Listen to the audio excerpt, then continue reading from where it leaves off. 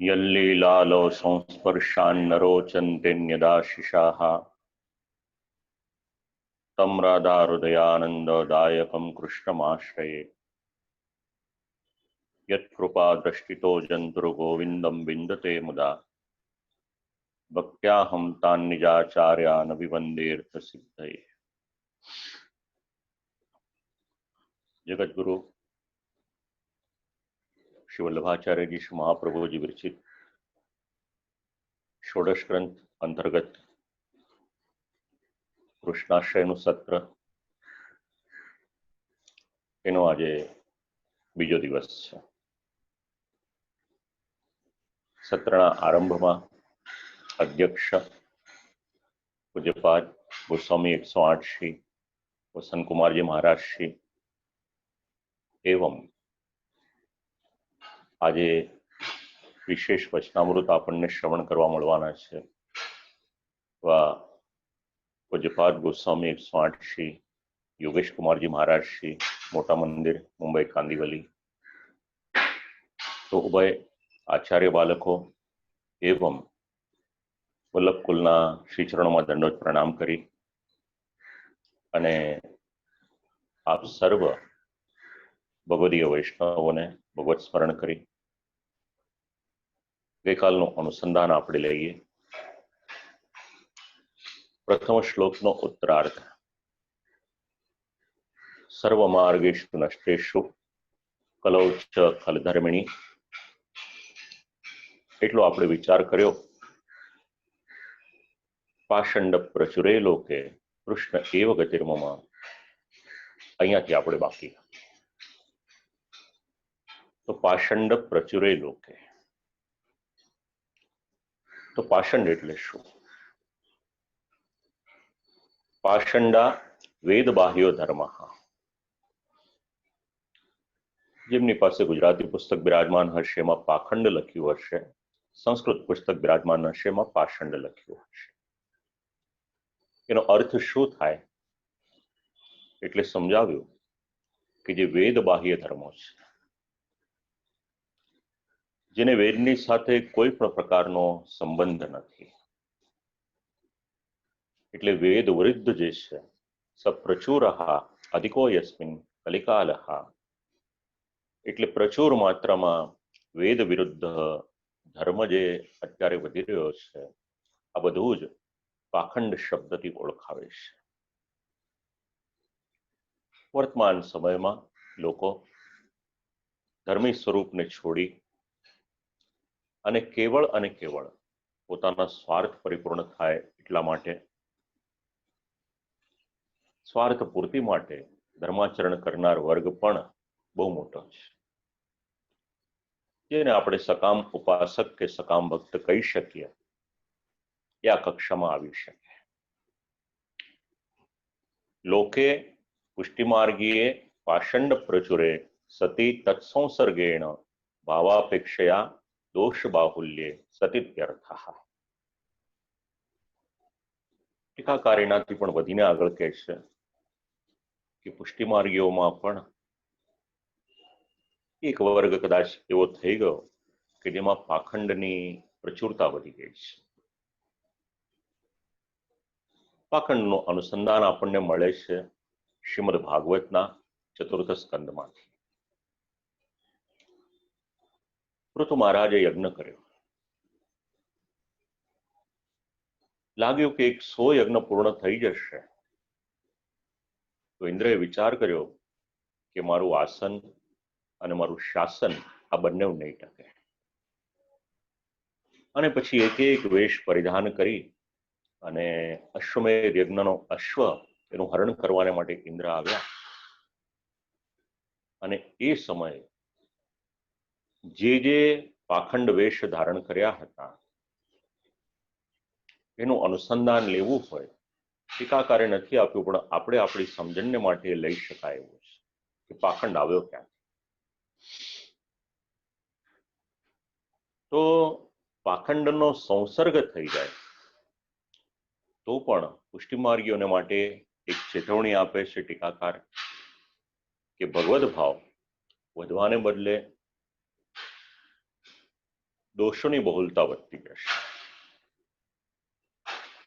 કોની સાથે આપણે સંસર્ગ રાખીએ છીએ એ પણ મહત્વનું છે. અને એટલા જ માટે સત્સંગની પર ખૂબ ભાર મૂકવામાં આવ્યો છે. તો કલિયુગની પરિસ્થિતિ કેવી છે? તો પાષંડ પ્રચુરે લોકે, પ્રચુરનો અર્થ થાય છે અધિક. તો આવી પરિસ્થિતિમાં કરવાનું શું? તો બાકીના 10 શ્લોકમાં જે અંતિમ પદ આપેલું છે આ શ્લોકમાં સમજી લઈએ. કૃષ્ણ એવ ગતિર્મમ, કે મારી ગતિ અગર કોઈક હોય તો એ કૃષ્ણ એ જ મારી ગતિ છે. એવો શબ્દ સમજાવે છે. એવનો અર્થ શું થાય? વિવિધ શંકાઓથી ગ્રસ્ત, એટલે જેમના મનમાં અનેક પ્રકારની શંકાઓ રહેલી છે, એવા જે નિજજનો, સ્વીયજનો, પોતાના જે સેવકો છે, પુષ્ટિમાર્ગીય વૈષ્ણવો છે, એમના અંતઃકરણને શ્રી આચાર્ય ચરણ ઉપદેશ આપે છે, આ વાત સમજાવે છે. તો ભગવાનના અન્ય અવતારો, એમાં મર્યાદારૂપ અવતારો પણ મળશે. તો નિસ્સાધન જીવ અથવા તો ધર્મથી વિપરીત આચરણ કરવાવાળા જીવોના સમસ્ત પ્રતિબંધોને નિવૃત્ત કરી કેવળ અને કેવળ ભક્તિથી થવાવાળા પૂર્ણ પુરુષોત્તમ એ જ ઉદ્ધાર કરવાને માટે સમર્થ છે, સામર્થ્યવાન છે. જીવે કરવાનું શું? પ્રાતઃકાલમાં પ્રભુની સન્મુખ હોય તો વિનંતી કરવાની છે કે પ્રભુ, હું કેવળ અને કેવળ આપનો જ છું. 3 મંત્રનો સંબંધ આપણે ત્યાં મળે છે. એક અષ્ટાક્ષર મંત્ર છે, બીજો ગદ્ય મંત્ર છે, અને ત્રીજો ગદ્ય મંત્રની અંતર્ગત જ પંચાક્ષર મંત્ર છે. તો પ્રભુને એટલી જ વિનંતી કરવાની છે કે પ્રભુ, હું કેવળ અને કેવળ આપનો જ છું. અને એક વખત જો આ રીતના આપણે આપણી જાતને પ્રભુને સોંપી દઈશું, પ્રભુ જ આપણા રક્ષક છે, આધાર છે, શરણાગત છે, આવો જો આપણે ભાવ રાખીશું, શરણાગતિ આપણે સિદ્ધ કરીશું કે આપણને શરણમાં રાખનાર અગર કોઈક છે તો એ ભગવાન છે. આપણું શરણનો ભાવ સિદ્ધ કરવો હશે, આશ્રયનો ભાવ સિદ્ધ કરવો હશે, તો ત્યાં આગળ આ શબ્દો એનું અનુસંધાન લઈ શકાશે કે પ્રભુ, હું કેવળ અને કેવળ આપનો જ છું. કારણ કે ભગવાન જે પણ શરણે આવે એનું રક્ષણ કરવું એ પ્રભુનો ધર્મ છે. ટીકાકાર સમજાવે છે કે જીવે શું કરવાનું? કેવળ પોતાના મોઢે પ્રભુની પાસે જઈ અને પોતાનો દાસ ભાવ પ્રગટ કરવાનો છે, શરણાગતિ સ્વીકારવાની છે. ભગવાનનો આશય એ સિદ્ધ કરવાનો છે. તો એવો શબ્દ તો કેવળ અને કેવળ ભગવાનના જ સમસ્ત અંશ, કલા, અવતારો આ બાકીના ક્યાંય પણ નહીં, પણ કેવળ અને કેવળ ભગવાન શ્રી કૃષ્ણ એ જ મારી ગતિ છે. કૃષ્ણ એવ ગતિર્મમ. તો એવ શબ્દમાં બીજું બધું યાદ રહે કે ન રહે એટલું યાદ રાખવાનું, અન્ય દેવતાઓને છોડી અને ભગવાન શ્રી કૃષ્ણની જ શરણાગતિ કરવાની છે, એટલું કહેવા માંગે છે. હવે ગતિ શબ્દ સમજી લઈએ. કૃષ્ણ તો આપણે ગઈકાલે વિચાર્યું હતું, એવો શબ્દ હમણાં સમજાવ્યો, અને ત્રીજો શબ્દ છે ગતિ. સામાન્ય રીતે ગતિનો અર્થ આપણે એવો કરતા હોઈએ છીએ, એક જગ્યાએથી બીજી જગ્યાએ જવાનું હોય અને એના માટેની જે જવાની ગતિ હોય એ અર્થમાં કરતા હોઈએ, અથવા તો કોઈ વસ્તુ હોય એક જગ્યાએથી બીજી જગ્યાએ જતી હોય, એવી રીતે અવાજની ગતિ કેટલી છે, પ્રકાશની ગતિ કેટલી છે, શબ્દની ગતિ કેટલી છે, વસ્તુની ગતિ કેટલી છે. એરક્રાફ્ટમાં આપણે ટ્રાવેલ કરતા હોઈએ એટલે ઉપર આવે આપણને કે કેટલા માઇલ સ્પીડથી એરક્રાફ્ટ ચાલે છે, તો એની ગતિ છે. પણ અહીંયા ગતિ શબ્દનો અર્થ એવો નથી. ગતિ શરણમ પ્રાપ્તવ્યોર્થ આશયણમ છે. એટલે સર્વસ્વ નિવેદન કરવા વાળા, એટલે જે પોતે ભક્ત છે, પોતે જે સેવક છે, મારી ગતિ એ અગર કોઈ હોય તો કેવળ અને કેવળ શ્રી કૃષ્ણ જ છે. તો ગતિ એટલે આપણું શરણ, જ્યાં આપણે શરણાગતિ સ્વીકારી છે એ આપણું શરણ એ કેવળ અને કેવળ શ્રી કૃષ્ણ જ છે. અને મનમાં એવો પણ ભાવ રાખવાનો કે મારે એ ભગવાન શ્રી કૃષ્ણને જ પ્રાપ્ત કરવા છે. અને સાથે સાથે એનું અનુસંધાન લેવાનું કે મારો આશ્રય અગર કોઈ હોય તો કેવળ અને કેવળ શ્રી કૃષ્ણ છે. એટલે ગતિ શબ્દ આપણું શરણ અગર કોઈ હોય, આપણે જેમની શરણાગતિ સ્વીકારી છે એ શ્રી કૃષ્ણ છે. અને આપણો આશય અગર કોઈ હોય, જેમના આશય આપણે ગયા છીએ એ પણ શ્રી કૃષ્ણ જ છે. આ ગતિ શબ્દ સમજાવે છે. તો કૃષ્ણ એવ ગતિર મમ, મમ એટલે મારી. ગતિ શબ્દ ક્રિયાવાચકા. અને એનાથી પણ આગળ વિચારવું હોય તો કેવળ અને કેવળ શ્રી કૃષ્ણ જ મારા સાધન પણ છે અને મારા ફલરૂપ પણ છે. આ પુષ્ટિની એક વિશેષતા છે. સાધન અને ફલ એ બંને અહીંયા આગળ અલગ અલગ નથી દેખાડ્યું આ શબ્દમાં. તો પહેલા શ્લોકના પ્રત્યેક શબ્દને માટે આપણે યત્કિંચિત વિચાર કર્યો. એનાથી આગળ બીજો શ્લોક દેશની અસાધકતા એનું નિરૂપણ કરે. હવે કોઈકના મનમાં એવો પ્રશ્ન આવે કે કલિકાલ આવો છે, તો આવી પરિસ્થિતિમાં ભગવાનની લીલા સ્થળ છે, અથવા તો હરિસ્થાનમાં જઈ અને સ્વધર્મનો નિર્વાહ કરીએ તો અમારું આત્મકલ્યાણ થાય કે નહીં, સંપ્રદાયની દ્રષ્ટિએ શું કરવું જોઈએ. જો આવું કોઈકના મનમાં હોય તો એ બ્રહ્મનું નિવારણ પણ શ્રી આચાર્ય ચરણ કરે છે.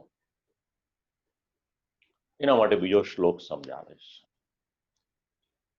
મ્લેચ્છાક્રાંતેષુ દેશેષુ પાપૈક નિલયેષુ ચ સત્પીડા વ્યગ્રલોકેષુ કૃષ્ણ એવ ગતિરમમ. ધર્મોત્પત્તૌ બાહ્યાભ્યંતર ભેદેન બાધમુદ્ભાવયંતો નિષ્પ્રત્યુહમ શ્રી કૃષ્ણાશ્રયમ વિદધતિ. ધર્મની ઉત્પત્તિમાં બહારની અને અંદરની આ બંને બાધાઓનું નિરૂપણ કર્યું. હવે આશ્રયનું વિધાન અને એની સાથે સાથે દેશની અસાધકતા એ સમજાવે છે. તો કાળ તો બધી જ જગ્યાએ એક સમાન છે, તો કાળની અપેક્ષા દેશમાં વિશેષ પરિવર્તન થયું છે, તો શાસ્ત્રમાં આના પ્રમાણ પણ આપ્યા છે. જેટલા જેટલા આપણા તીર્થ સ્થાનો છે, જેટલા જેટલા વિશેષ સ્થાનો છે, જ્યાં આગળ આપણે જઈને આત્મકલ્યાણ કરી શકીએ એવો કંઈક વિચાર આવે, એવા જે દેશ છે, તો એ દેશને માટે પણ વિચાર કરે તો કાશી વગેરે નગરીમાં જાય તો કલ્યાણ થાય કે ન થાય, મથુરામાં જાય તો કલ્યાણ થાય કે ન થાય. કારણ કે શાસ્ત્રો તો એવું સમજાવે છે, દેશાન પુણ્યાન આશ્રય, પુણ્ય દેશોનો આશ્રય કરો. તીર્થનો આશ્રય ત્રીજા શ્લોકમાં સમજાવશે. અહીંયા આગળ પુણ્ય દેશોનો આશ્રય કોઈક મનમાં વિચારતું હોય કે અમે કરીએ, તો શ્રી મહાપ્રભુજી એ વાતનું પણ નિરાકરણ કરે છે અને એમાં આજ્ઞા કરે છે, મ્લેચ્છા ક્રાંતેષુ દેશેષુ. તો મ્લેચ્છ શબ્દનો અર્થ શું? વાર્તા પ્રસંગ જેમણે વાંચ્યા હશે એમને ખ્યાલ હશે. શ્રીમદ ભાગવત વાંચ્યું હશે એમને ખ્યાલ હશે. મ્લેચ્છ શબ્દ કઈ નવો નથી. સામાન્ય રીતે વિધર્મીને માટે મ્લેચ્છ શબ્દનો વિનિયોગ થાય છે, પણ ભાગવતમાં એવા શબ્દો મળે છે કે ભગવાનની સામે યુદ્ધ કરવાને માટે કરોડોની સંખ્યામાં મ્લેચ્છનું સૈન્ય લઈ અને કોઈક આક્રમણ કરે છે એવું પ્રમાણ મળે છે. વાર્તા પ્રસંગમાં પ્રમાણ એવું મળે કે કોઈક વૈષ્ણવના ઠાકોરજી હતા, એને કોઈ મ્લેચ્છ લઈ જાય છે અને પોતે અનશન કરે છે જ્યાં સુધી ઠાકોરજી પાછા નથી મળતા ત્યાં સુધી. તો પ્રશ્ન એ છે કે મ્લેચ્છ કોને કહેવાય? તો અત્ર ઉભયથા મ્લેચ્છા જ્ઞેયા જાત્યા કર્મણા ચ. બે પ્રકારે અર્થઘટન છે. એક, જાતિથી જ મ્લેચ્છ થયેલા છે. તો જાતિથી મ્લેચ્છ થયેલા એટલે કોણ? તો આપણા દેશનો ઇતિહાસ આપણે વિચારીએ. પ્રમાણો તો એવા મળે છે કે આજુબાજુના જે દેશો છે, ભારત દેશની સીમા કેવળ આટલી ન હતી, ઘણી લાંબી એની સીમા હતી, ઘણી વિસ્તૃત એની સીમા હતી. શાસ્ત્રમાં પણ પ્રમાણ છે અને ઇતિહાસ પણ એનું પ્રમાણ આપે છે. પણ પછી જેમ જેમ રાજકર્તાઓ, રાજકારણ, જે પણ કારણ હશે એમાં આપણે પ્રવેશ નથી કરતા, પણ અત્યારના આપણી પાસે જેટલો આપણો દેશ સચવાયેલો છે, તો વર્ષો પહેલા એની પર આક્રમણ થવાની શરૂઆત થઈ અને ખાસ કરી અને ઉત્તર દિશા તરફથી આક્રમણો વધારે થયા. અફઘાનિસ્તાન તરફથી આક્રમણો વધારે થવા લાગ્યા અને એ પ્રજા જે આવી એને માટે અહીંયા વિચારી શકાય જાત્યા, જાતિ દ્વારા. તો એક અર્થ છે જાતિ કે જેમણે આપણા દેશ ઉપર આક્રમણ કર્યું. આખી સંસ્કૃતિને કેટલું નુકસાન એના દ્વારા પહોંચ્યું છે એ તો જે ગ્રંથોમાં નિરૂપણ કર્યું છે વાંચીએ તો ખ્યાલ આવે. કોઈ પણ સંસ્કૃતિનો નાશ કરવો હોય તેના માટે શ્રીમદ ભાગવત વાંચો, જન્મ પ્રકરણ વાંચો. એમાં કંસની અને કંસના મંત્રીઓની જે વાત થઈ છે એ વાંચો એટલે સંસ્કૃતિ પર પ્રહાર કરવાને માટે શું કરવું પડે એ ત્યાં સમજાઈ જશે. તો મ્લેચ્છ લોકો જ્યારે આપણા દેશ ઉપર આક્રમણ કર્યું એટલે સંસ્કૃતિના રક્ષક બ્રાહ્મણોનો વધ કર્યો અને સાથે સાથે જે ધર્મગ્રંથો હતા એ ધર્મગ્રંથોને બાળી નાખ્યા.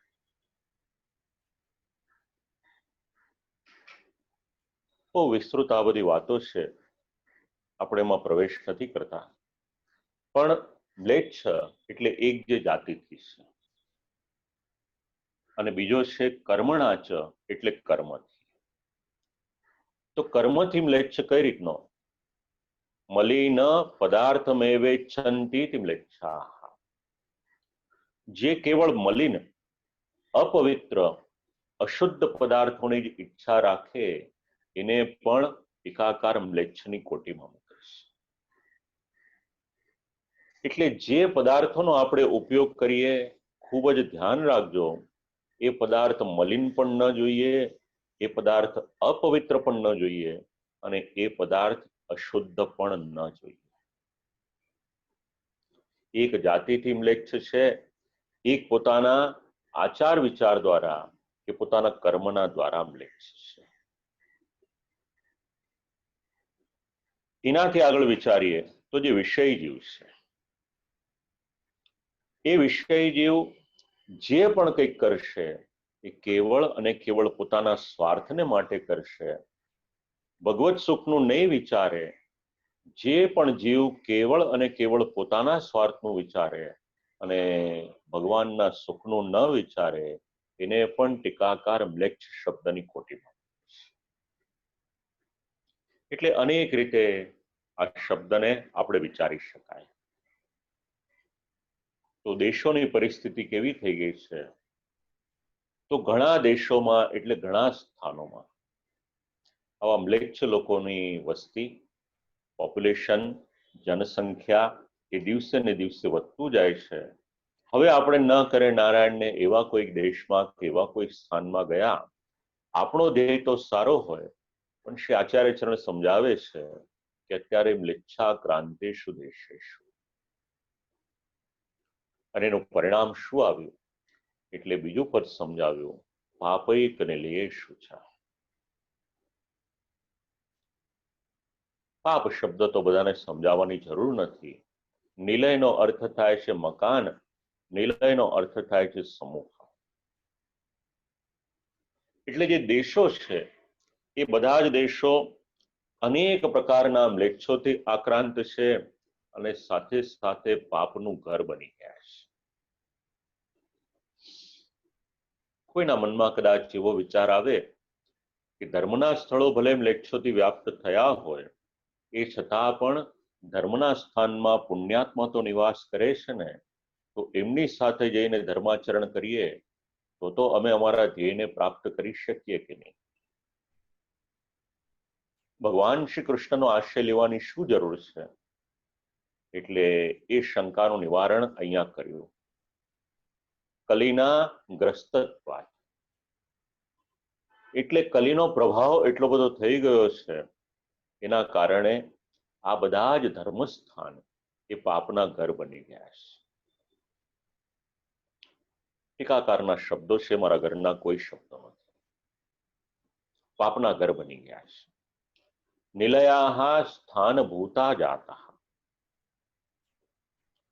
અને કદાચ કોઈકને થાય કે નથી બન્યા તો પણ ટીકાકાર સમજાવી દે છે કે કદાચ ન બન્યા હોય તો પણ વાંધો નહીં, આપણો તો આશ્રય કેવળ અને કેવળ એ શ્રી કૃષ્ણ જ હોવા જોઈએ, બીજું કોઈ નહીં. હવે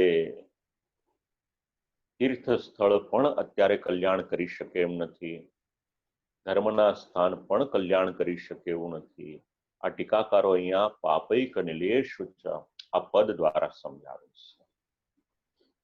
હવે કોઈકના મનમાં એવો પણ વિચાર આવે કે બધા જ મ્લેચ્છો કોઈ દુષ્ટ નથી હોતા, એ લોકોમાં પણ તો કોઈક સારા હોય ને, તો પછી એમની સાથે રહેવામાં શું વાંધો, એમનો સંપર્ક રાખવામાં શું વાંધો?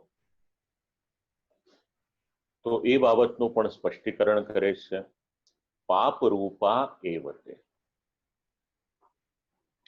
ભલે કદાચ કોઈક સારા લાગતા હોય, એ છતાં પણ જે આગળ આપણે 3 પ્રકારે અર્થઘટન કર્યું એવા જે મ્લેચ્છ છે એના માટે શબ્દ પ્રયોગ કર્યો છે પાપ રૂપા. પાપ શબ્દ વિચારવા જેવો છે. શ્રીમદ ભગવદ્ ગીતાના વેબિનારમાં વિસ્તારથી સમજાવ્યો હતો, પણ સંક્ષિપ્તમાં જરા કહું. શ્લોકમાં ઉલ્લેખ છે, પાપ 2 પ્રકારનો છે.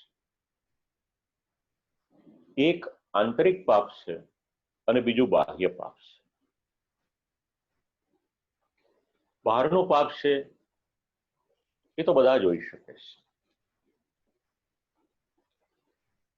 આપણે ન કરવાનું કાર્ય કરીએ એટલે એ તો બધાને દેખાય, ન બોલવાના શબ્દો બોલીએ એ સંભળાય. પણ જે આંતરિક પાપ છે, જે પાપ આપણે આપણી ઇન્દ્રિયો દ્વારા કરતા હોઈએ, કે જે વિશ્વના લોકોને દેખાતું નથી, તો એ પાપની નોંધ કોણ રાખે? તો એના માટે ભગવાને એક વ્યવસ્થા કરી છે. અત્યારે દેશ વિદેશમાં જ્યાં જઈએ ઘણી જગ્યાએ કેમેરા લગાવેલા હોય છે, અને અત્યારે તો પોતાની પાસે સ્માર્ટફોન હોય અને લોકેશન ઓન રાખ્યું હોય એટલે પછી કદાચ કેમેરો ન હોય તો પણ જ્યાં પણ આપણે જઈએ એ બધો જ રિપોર્ટ એક જગ્યાએ સ્ટોર થઈ જાય હોય. તો જો માણસ આવી વ્યવસ્થા કરી શકતો હોય તો ભગવાને આટલી બધી સૃષ્ટિ બનાવી, તો ભગવાને એની વ્યવસ્થા વિચારેલી કે નહીં? તો ભગવાને આવા કેટલાક સાક્ષી રાખ્યા છે કે જે સતત આપણે પાપ કરીએ કે પુણ્ય કરીએ એ બધું જ આપણા ચોપડામાં જમા ઉધાર થતું જાય છે. તો કલિયુગનો પ્રભાવ પાપૈક નિલયેષુ ચ સર્વ એવ દેશાહ પાપૈક નિલયા જાતા, કે જ્યાં આગળ બધા જ દેશો પાપના ઘર બની ગયા છે. શ્રી દ્વારકેશ્વરજી તો સર્વ એવ દેશાહ ત્યાં સુધી કહી દેશે. અને આ શબ્દને વિચારવો હોય, શ્રીમદ ભાગવતના 2 અધ્યાય, પ્રથમ સ્કંદનો 10મો અધ્યાય, એમાં આરંભમાં યુધિષ્ઠિર રાજાનું રાજ્ય એ વિચારો, અને પ્રથમ સ્કંદનો 14મો અધ્યાય, જ્યારે લોકોની મનોવૃત્તિ બદલાઈ ત્યારે સમાજના લોકોનું વર્તન કેવું થયું, આ બંને વિચારશો એટલે સર્વ એવ દેશાહ આ શબ્દ સમજાઈ જશે. સ્થાન સારું હોય એટલે લોકો સારા હોય એ જરૂરી નથી. લોકોનું વિચારવાનું અને લોકોનું આચરણ કેવું છે એ મહત્વનું છે. અને એટલા જ માટે પુણ્ય અને પવિત્રમય દેશોનો વિશેષ ઉલ્લેખ અને મહાત્મ્ય આપણું શાસ્ત્ર સમજાવે છે. સમસ્ત પૃથ્વીને પાપીઓ ભોગવી રહ્યા છે, અને એટલા જ માટે કુત્રાપી ધર્મવાર્તા ન શ્રૂયતે. આજે આપણે જોઈ રહીએ છીએ વિશ્વની જે પરિસ્થિતિ અત્યારે થઈ છે, એક ખૂબ જ સરળ વાક્ય છે, યાદ રહી શકે તો રાખવા જેવું છે. પુણ્યનું ફળ એનું નામ સુખ, અને પાપનું ફળ એનું નામ દુઃખ. આપણે સર્વ એવ દેશાહ આ શબ્દ વિચારીએ છીએ તો પુણ્યનું ફળ એ સુખ છે અને પાપનું ફળ એ દુઃખ. તો દુનિયામાં આજે દુઃખના ડુંગર આવ્યા શેને માટે? જો થિયરી ઓફ કર્મ વિચારીએ તો પણ ઘણા દેશોમાં, ઘણા રાષ્ટ્રોમાં અને ઘણા રાજ્યોમાં, ઘણા શહેરોમાં અનંત પાપ વધ્યું, અને પાપનું ફળ નિર્દોષ લોકો પણ એમની સાથે સાથે અત્યારે ભોગવી રહ્યા છે. આ કૃષ્ણાશ્રય તમારા અને મારા જીવનની સાથે જોડાયેલો આ ગ્રંથ છે. શ્રી આચાર્ય ચરણના શબ્દો આજે પણ આપણે વાંચીએ, વિચારીએ તો આપણા જીવનમાં કેટલા ઉપયોગી છે, કેટલા હિતકર છે, કેટલા પ્રેરણાદાયક છે. આપણી દુર્દશા ક્યાં છે? 5-25 હજાર 50 હજાર ખર્ચી અને મોટિવેશનલના આપણે વેબિનાર અને સેમિનાર એટેન્ડ કરીએ છીએ, પણ આપણને જે કોઈ પણ પ્રકારના એક નવો પૈસો લીધા વગર આપણા ગ્રંથોએ આપ્યું છે, એની કિંમત આપણે સમજી નથી શકતા. આપણું દુર્ભાગ્ય છે. વિશ્વના દેશોમાં ભગવાનના વચન શ્રીમદ ભગવદ્ ગીતા પર રિસર્ચ થાય અને આપણા ઘરમાં હોય તો આપણે એને હાથ પણ ન લગાડીએ, આ આપણું દુર્ભાગ્ય છે. ગ્રંથો વાંચો, વાંચીને વિચારો, સાંભળો. ક્યાંય પણ કોઈ પણ પ્રકારે જવાની જરૂર નહીં પડે. આપણને જે મોટિવેશન જોઈએ છે આપણા ગ્રંથોમાંથી જ મળી જશે. કારણ કે ભગવાન અનવતાર કાલની વ્યવસ્થા તમારા ને મારા માટે પહેલેથી જ કરીને ગયા છે. આ ભગવાનની દુરંદેશી કહો તો દુરંદેશી, અને તમારું ને મારું કલ્યાણ વિચાર્યું એવું વિચારવું હોય તો એ પ્રમાણે. તો પાપ, વ્યભિચાર, ચોરી, દુર્જનતા, કેટલું બધું લાંબુ લિસ્ટ આપણે વિચારી શકાય. પાપૈક નિલયેષુ ચ, કેટલાય પ્રકારના પાપ છે. ભાગવતના મહાત્મ્યમાં પ્રશ્ન છે કે ભાગવતની કથા કોણ કોણ શ્રવણ કરે તો કલ્યાણ થાય એનું? કે વિશુદ્ધંત વદંતુ મહ્યમ, આવો કંઈક શ્લોક છે એના આરંભમાં, અને ત્યાં આગળ 25 પ્રકારના પાપનું નિરૂપણ કર્યું છે. તો કલિયુગમાં તો દરરોજ આપણે સવાર પડે ને આવા અનેક પાપને માટે વાંચીએ છીએ, સાંભળીએ છીએ, પછી એનું પરિણામ શું આવે? તો આ સમસ્ત સ્થાનો કેવળ અને કેવળ મ્લેચ્છોથી જ આક્રાંત થયા એટલું નહીં, પણ ટીકાકાર તો ત્યાં સુધી સમજાવે છે કે સંપૂર્ણ રૂપથી આ બધા સ્થાન એ મ્લેચ્છ રૂપે જ થઈ ગયા છે. તેનું પરિણામ શું આવે? સત્પીડા વ્યગ્ર લોકેશ. સત સતામ સત્પુરુષાણામ ધાર્મિકાણામ ભગવત્પરાયણામ अपि यादृशी पीड़ा नोचिता तादृश्या अपि दर्शनात् अन्येषां विश्वास शैथिल्येन विग्रेश विक्षिप्त चित्तेषु कर्तव्यता मूढ़ेषु लोकेषु सत्सु. सत्पुरुष खूब दुर्लभ છે. સત્પુરુષમાં કયા કયા ગુણો હોવા જોઈએ એ પણ સમજાવ્યા છે કપિલ ગીતામાં.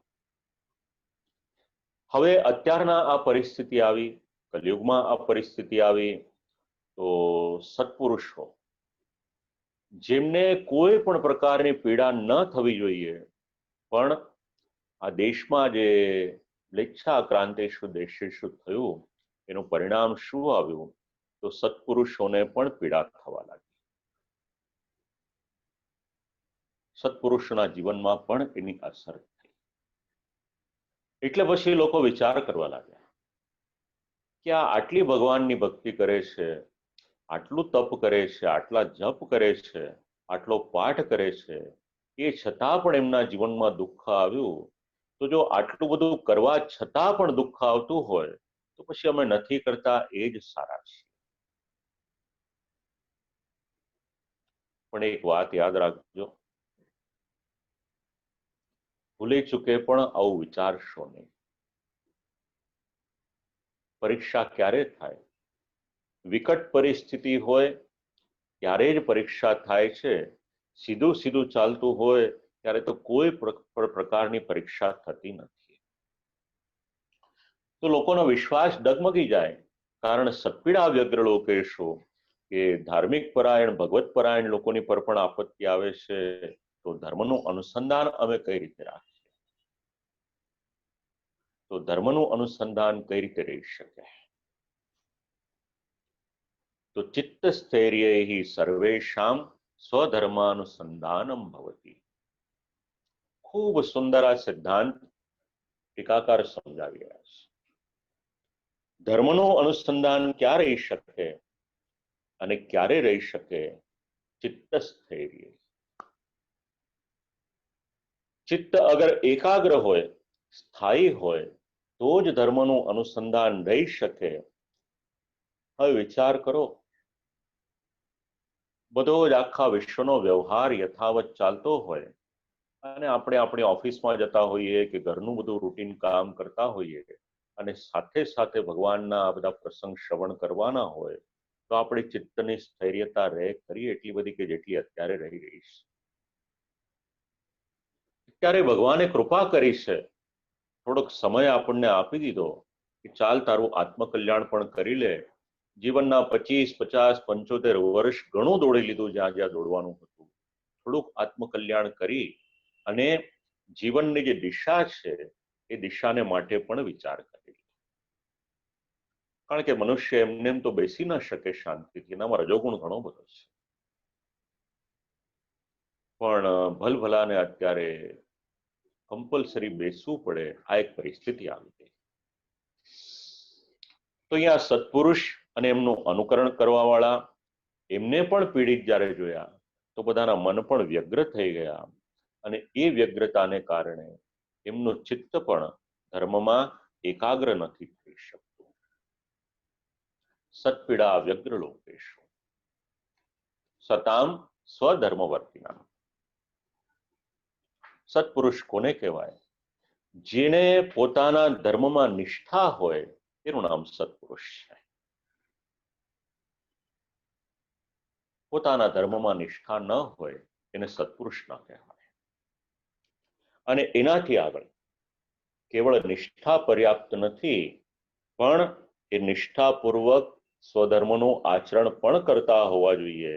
જો નિષ્ઠાપૂર્વક સ્વધર્મનું આચરણ ન કરે તો પછી એને સતામ સત્પુરુષ કહેવાય કે કેમ, આ એક પ્રશ્ન છે. જાણવું અલગ વાત છે, વાંચવું અલગ વાત છે, વિચારવું અલગ વાત છે, બોલવું અલગ વાત છે, પણ એને પોતાના જીવનમાં ઉતારવું આ સર્વોચ્ચ સ્થાને આવી શકે. તો સત્પુરુષ કોણ? કેવળ પરોપદેશે પાંડિત્યમ ન હોય, પોતાના જીવનમાં પણ જેટલા શક્ય હોય, કોઈ વ્યક્તિ પરિપૂર્ણ નથી, પણ જેટલું પણ શક્ય હોય એ ધર્મને નિષ્ઠાપૂર્વક પોતાના જીવનમાં ઉતારવાને માટે, આચરણમાં મૂકવાને માટે પ્રયત્ન કરે. તો આ સત્પુરુષના જીવનમાં પણ મુશ્કેલી આવી એટલે લોકો વધારે વ્યગ્ર થઈ ગયા. અને આ સમય હોય છે, નિષ્ઠાપૂર્વક જો અત્યારે ધર્માચરણ કરવું હોય તો પણ જે રીતનું વાતાવરણ મળવું જોઈએ એ પણ મળી શકે કે કેમ એ પ્રશ્ન છે. જે ચાલી રહ્યું છે આપણા દેશમાં પણ, આખી એક સંસ્કૃતિ બ્રાહ્મણોની, આખો જ એક પરંપરા વાંચશો તો ખ્યાલ આવશે. શ્રીમદ ભાગવતના અધ્યયન સત્રમાં તો 10મા અધ્યાયમાં વાત સમજાવી હતી મેં કે એક સમય એવો હતો કે જેટલા વિદ્વાન બ્રાહ્મણો હતા એમને રાજા દ્વારા પોષણ મળતું હતું, પણ જેમ જેમ કલયુગ અત્યારે આગળ આવતો ગયો એમ એમ એ બ્રાહ્મણોને પોષણ મળવાનું બંધ થયું. હવે ખૂબ શાંતિથી વિચાર કરવા જેવું છે વાત. બીજા ધર્મના જે ધર્મગુરુઓ છે એને સરકાર પૈસા આપે, પણ જે વૈદિક પરંપરામાં જે તૈયાર થયા છે એને સરકાર તરફથી આવી રીતના કોઈ પણ પ્રકારની સહાય ન મળે તો પછી આગળ એ પોતાનું કર્તવ્ય એ કઈ રીતે નિભાવી શકે, આ પણ એક પ્રશ્ન છે. આ બધા કલયુગના પ્રભાવ. શ્રી આચાર્ય ચરણ આજથી આટલા વર્ષો પહેલા, 500-550 વર્ષ પહેલા આ બધું જ શ્રી આચાર્ય ચરણ આપણને સમજાવીને ગયા છે. હવે કોઈકના મનમાં એમ આવે કે ભલે પુણ્ય દેશોમાં મ્લેચ્છોનો નિવાસ થઈ ગયો હોય, પણ ગંગાજી જેવા તીર્થો તો છે ને, ત્યાં આગળ જઈએ તો કેમ રહે? સ્થળરૂપ તીર્થોને ધર્મના અસાધક કહી અને હવે જલરૂપ જે તીર્થો છે એની અસાધકતાનું નિરૂપણ કરે છે. અને એના માટે દલીલ એવી કરી કે કોઈ ગંગા ગંગા ગંગા આમ નામ બોલે તો પણ એને પુણ્યની પ્રાપ્તિ થાય, કોઈ નર્મદા નર્મદા નામ બોલે તો પણ એને પુણ્યની પ્રાપ્તિ થાય. સદ્ય પુનાતિ ગાંગેયમ દર્શનાનેવ નારદમ દર્શનાદેવ નાર્મદમ, કોઈ ગંગાનું નામ બોલે તો પણ એનું કલ્યાણ થાય અને નર્મદાજીના દર્શન કરે તો પણ એનું કલ્યાણ થાય. તો પછી ત્યાં આગળ જઈને રહીએ એ વધારે સારું ને? ભગવાનનો આશ્રય કરવાનું શેને માટે કહો છો? આવો જ્યારે પ્રશ્ન આવ્યો ત્યારે શ્રી મહાપ્રભુજીએ જવાબ આપ્યો કે ચિંતા ન કર ભાઈ, તારા મનના પ્રશ્નોનું સમાધાન પણ કરી દઉં છું. આમ તો આપણા મનમાં જેટલા જેટલા પ્રશ્નો છે એનું સમાધાન આપણું શાસ્ત્ર સારી રીતે કરે જ છે.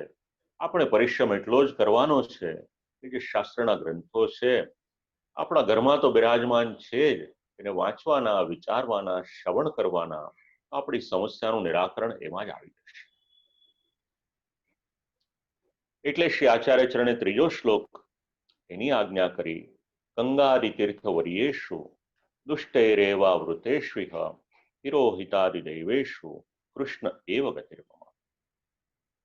ગંગાજી જેવા જે ઉત્તમ તીર્થો છે એ પણ દુષ્ટોથી ઘેરાઈ ગયા, તો એમના દ્વારા પણ કોઈ પુરુષાર્થની સિદ્ધિ થતી નથી. ગંગાદિની યાની તીર્થ શ્રેષ્ઠાની તેષુ દુષ્ટૈરેવાવૃતેષુ સત્સુ અતો નતૈહિ પુરુષાર્થ સિદ્ધિ. તો કોઈ કહે ત્યાં તો બ્રાહ્મણો પણ નિવાસ કરે છે, તો અમારા તો એક સાથે બે કામ થશે, આ વિદ્વાન હોય, બ્રાહ્મણ હોય, એમનો પણ અમને સાથ મળશે, સાથે સાથે તીર્થનું સ્થાન પણ મળશે, તો ત્યાં આગળ જવામાં શું વાંધો? એટલે એનું પણ નિરાકરણ કરી દીધું કે અતિ પરિચયાત અનાદરેણ. જીવનમાં ઉતારવા જેવો સિદ્ધાંત છે. આ બધામાં લૌકિક આપણે ઘણું બધું ભેળવી શકીએ એમ છીએ, પણ જ્યાં સુધી શક્ય હોય ત્યાં સુધી શ્રી મહાપ્રભુજીની અને ટીકાકારોની વાણી છે એ જ આપણે વિચારીએ વધારે સારું છે. નહીંતર શબ્દે ઘણું બધું વિચારી શકાય એવું છે અને ઘણું લૌકિક ઉમેરી શકાય એવું છે. અતિ પરિચયાત અનાદરેણ. ભાગવતમાં પણ આવો સિદ્ધાંત છે. કોઈ વ્યક્તિનો આપણને વધારે પડતો પરિચય થઈ જાય તો પહેલા તો જ્યારે આપણે એમને મળીએ છીએ ત્યારે આપણને મનમાં એવો ભાવ થાય છે ને આપણે એમના ગુણ વિચારીએ છીએ, પણ જેમ જેમ વધારે નજીક જઈએ છીએ પછી ગુણને બદલે દોષ દેખાવા લાગે છે. અને જ્યારે ગુણને બદલે દોષ દેખાય છે એનું પરિણામ શું આવે છે તો ટીકાકાર સમજાવે છે અનાદરેણ. પછી આપણે એનો આદર કરવાને બદલે અનાદર કરીએ છીએ. અને એટલા જ માટે જીવનમાં સુખી થવું હોય, કોઈ પણ હોય, સંબંધની પણ એક મર્યાદા રાખવી અનિવાર્ય છે. ગુરુ શિષ્યનો સંબંધ હોય તો એમાં પણ એક મર્યાદા જોઈશે. અને શાસ્ત્ર તો ખૂબ ઊંડાણપૂર્વક એનો વિચાર કરે છે. સગો બાપને દીકરી હોય તો એ સંબંધમાં પણ એક મર્યાદા જરૂરી છે. શાસ્ત્ર ત્યાં સુધી કહે છે કે એકાંતમાં એક આસન પર પિતા પુત્રીએ પણ બેસવું.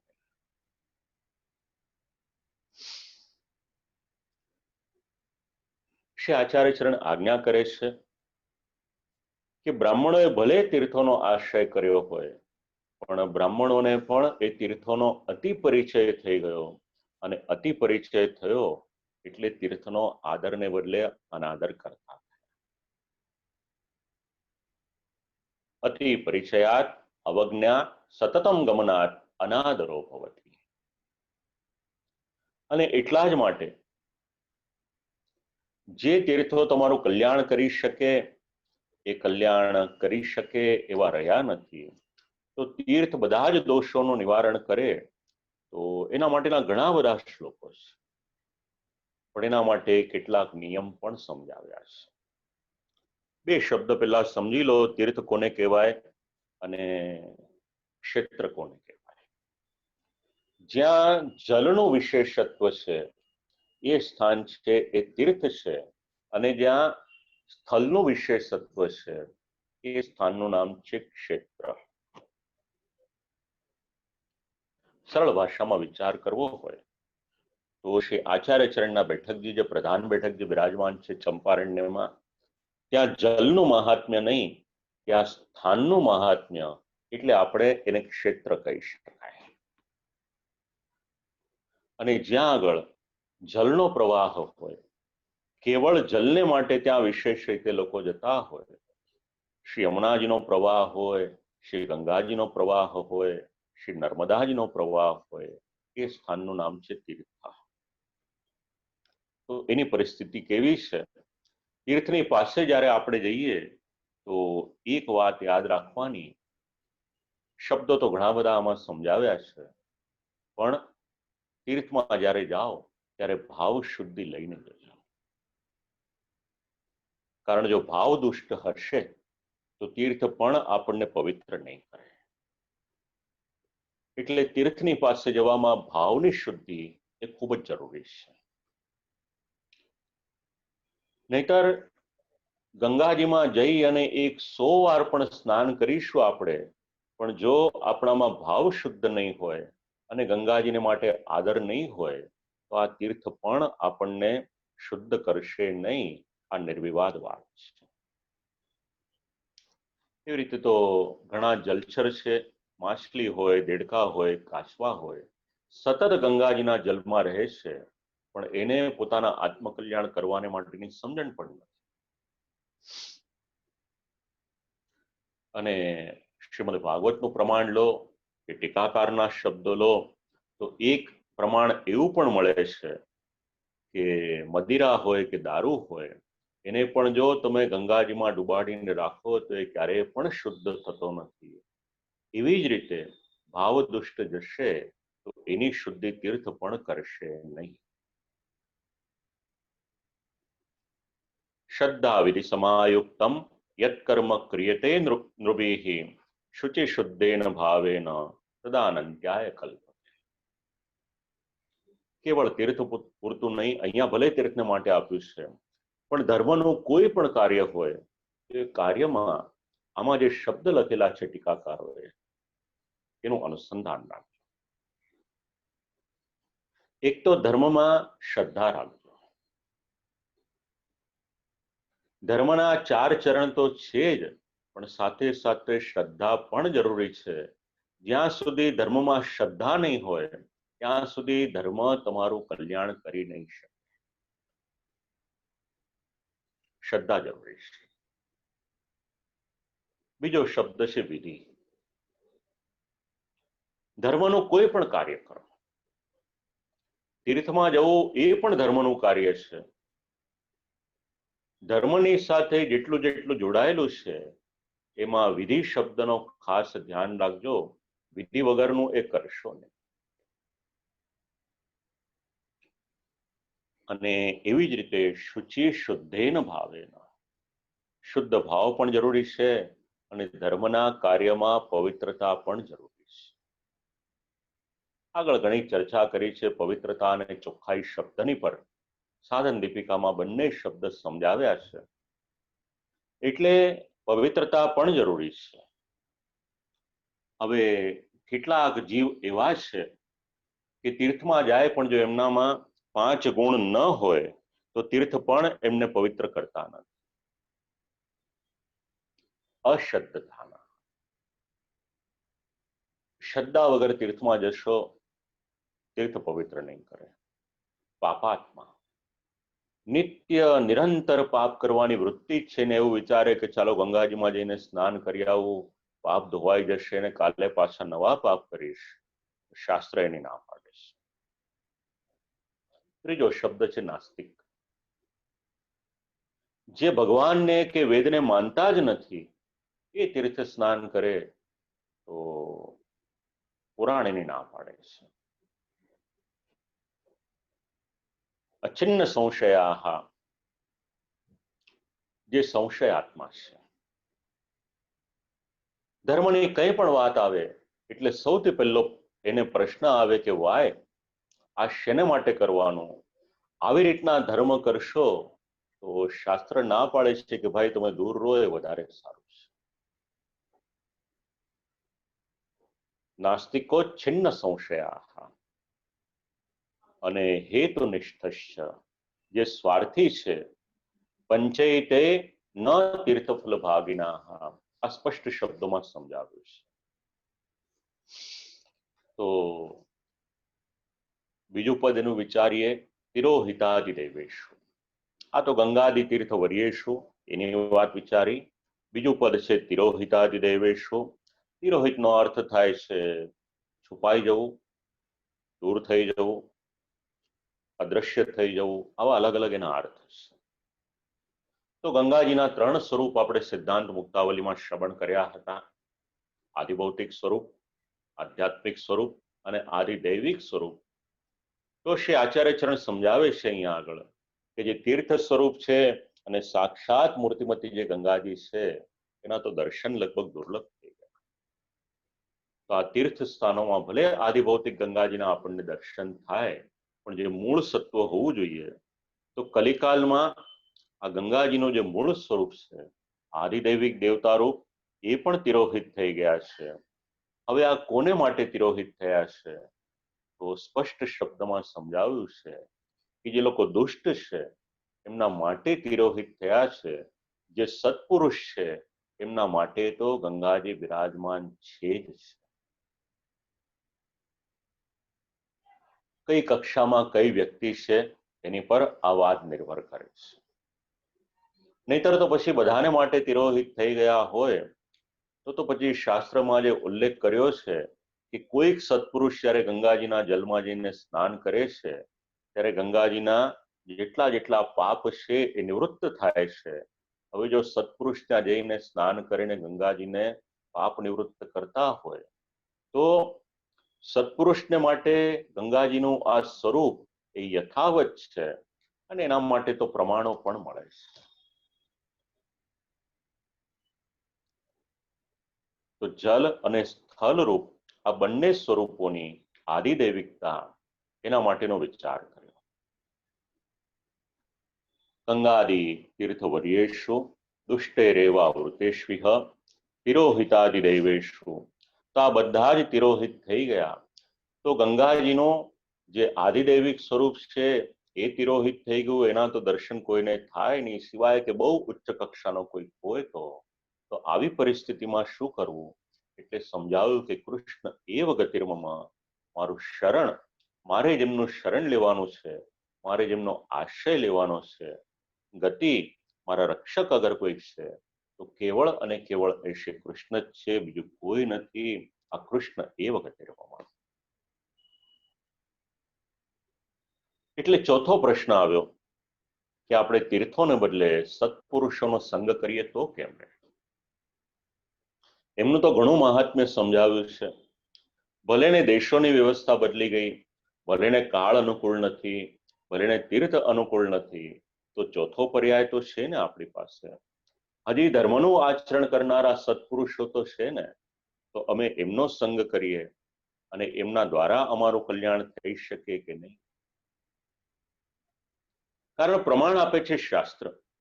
નહ્યમ મયાની તીર્થાની ન દેવા મૃક્ષિલામયા તે પુનંત્યરુ કાલેન દર્શના દેવ સાધવા. ગંગાજીના તો તટ ઉપર તમે જાઓ અને પ્રણામ કરો, સ્નાન કરો, ત્યારે તમારું કલ્યાણ થાય.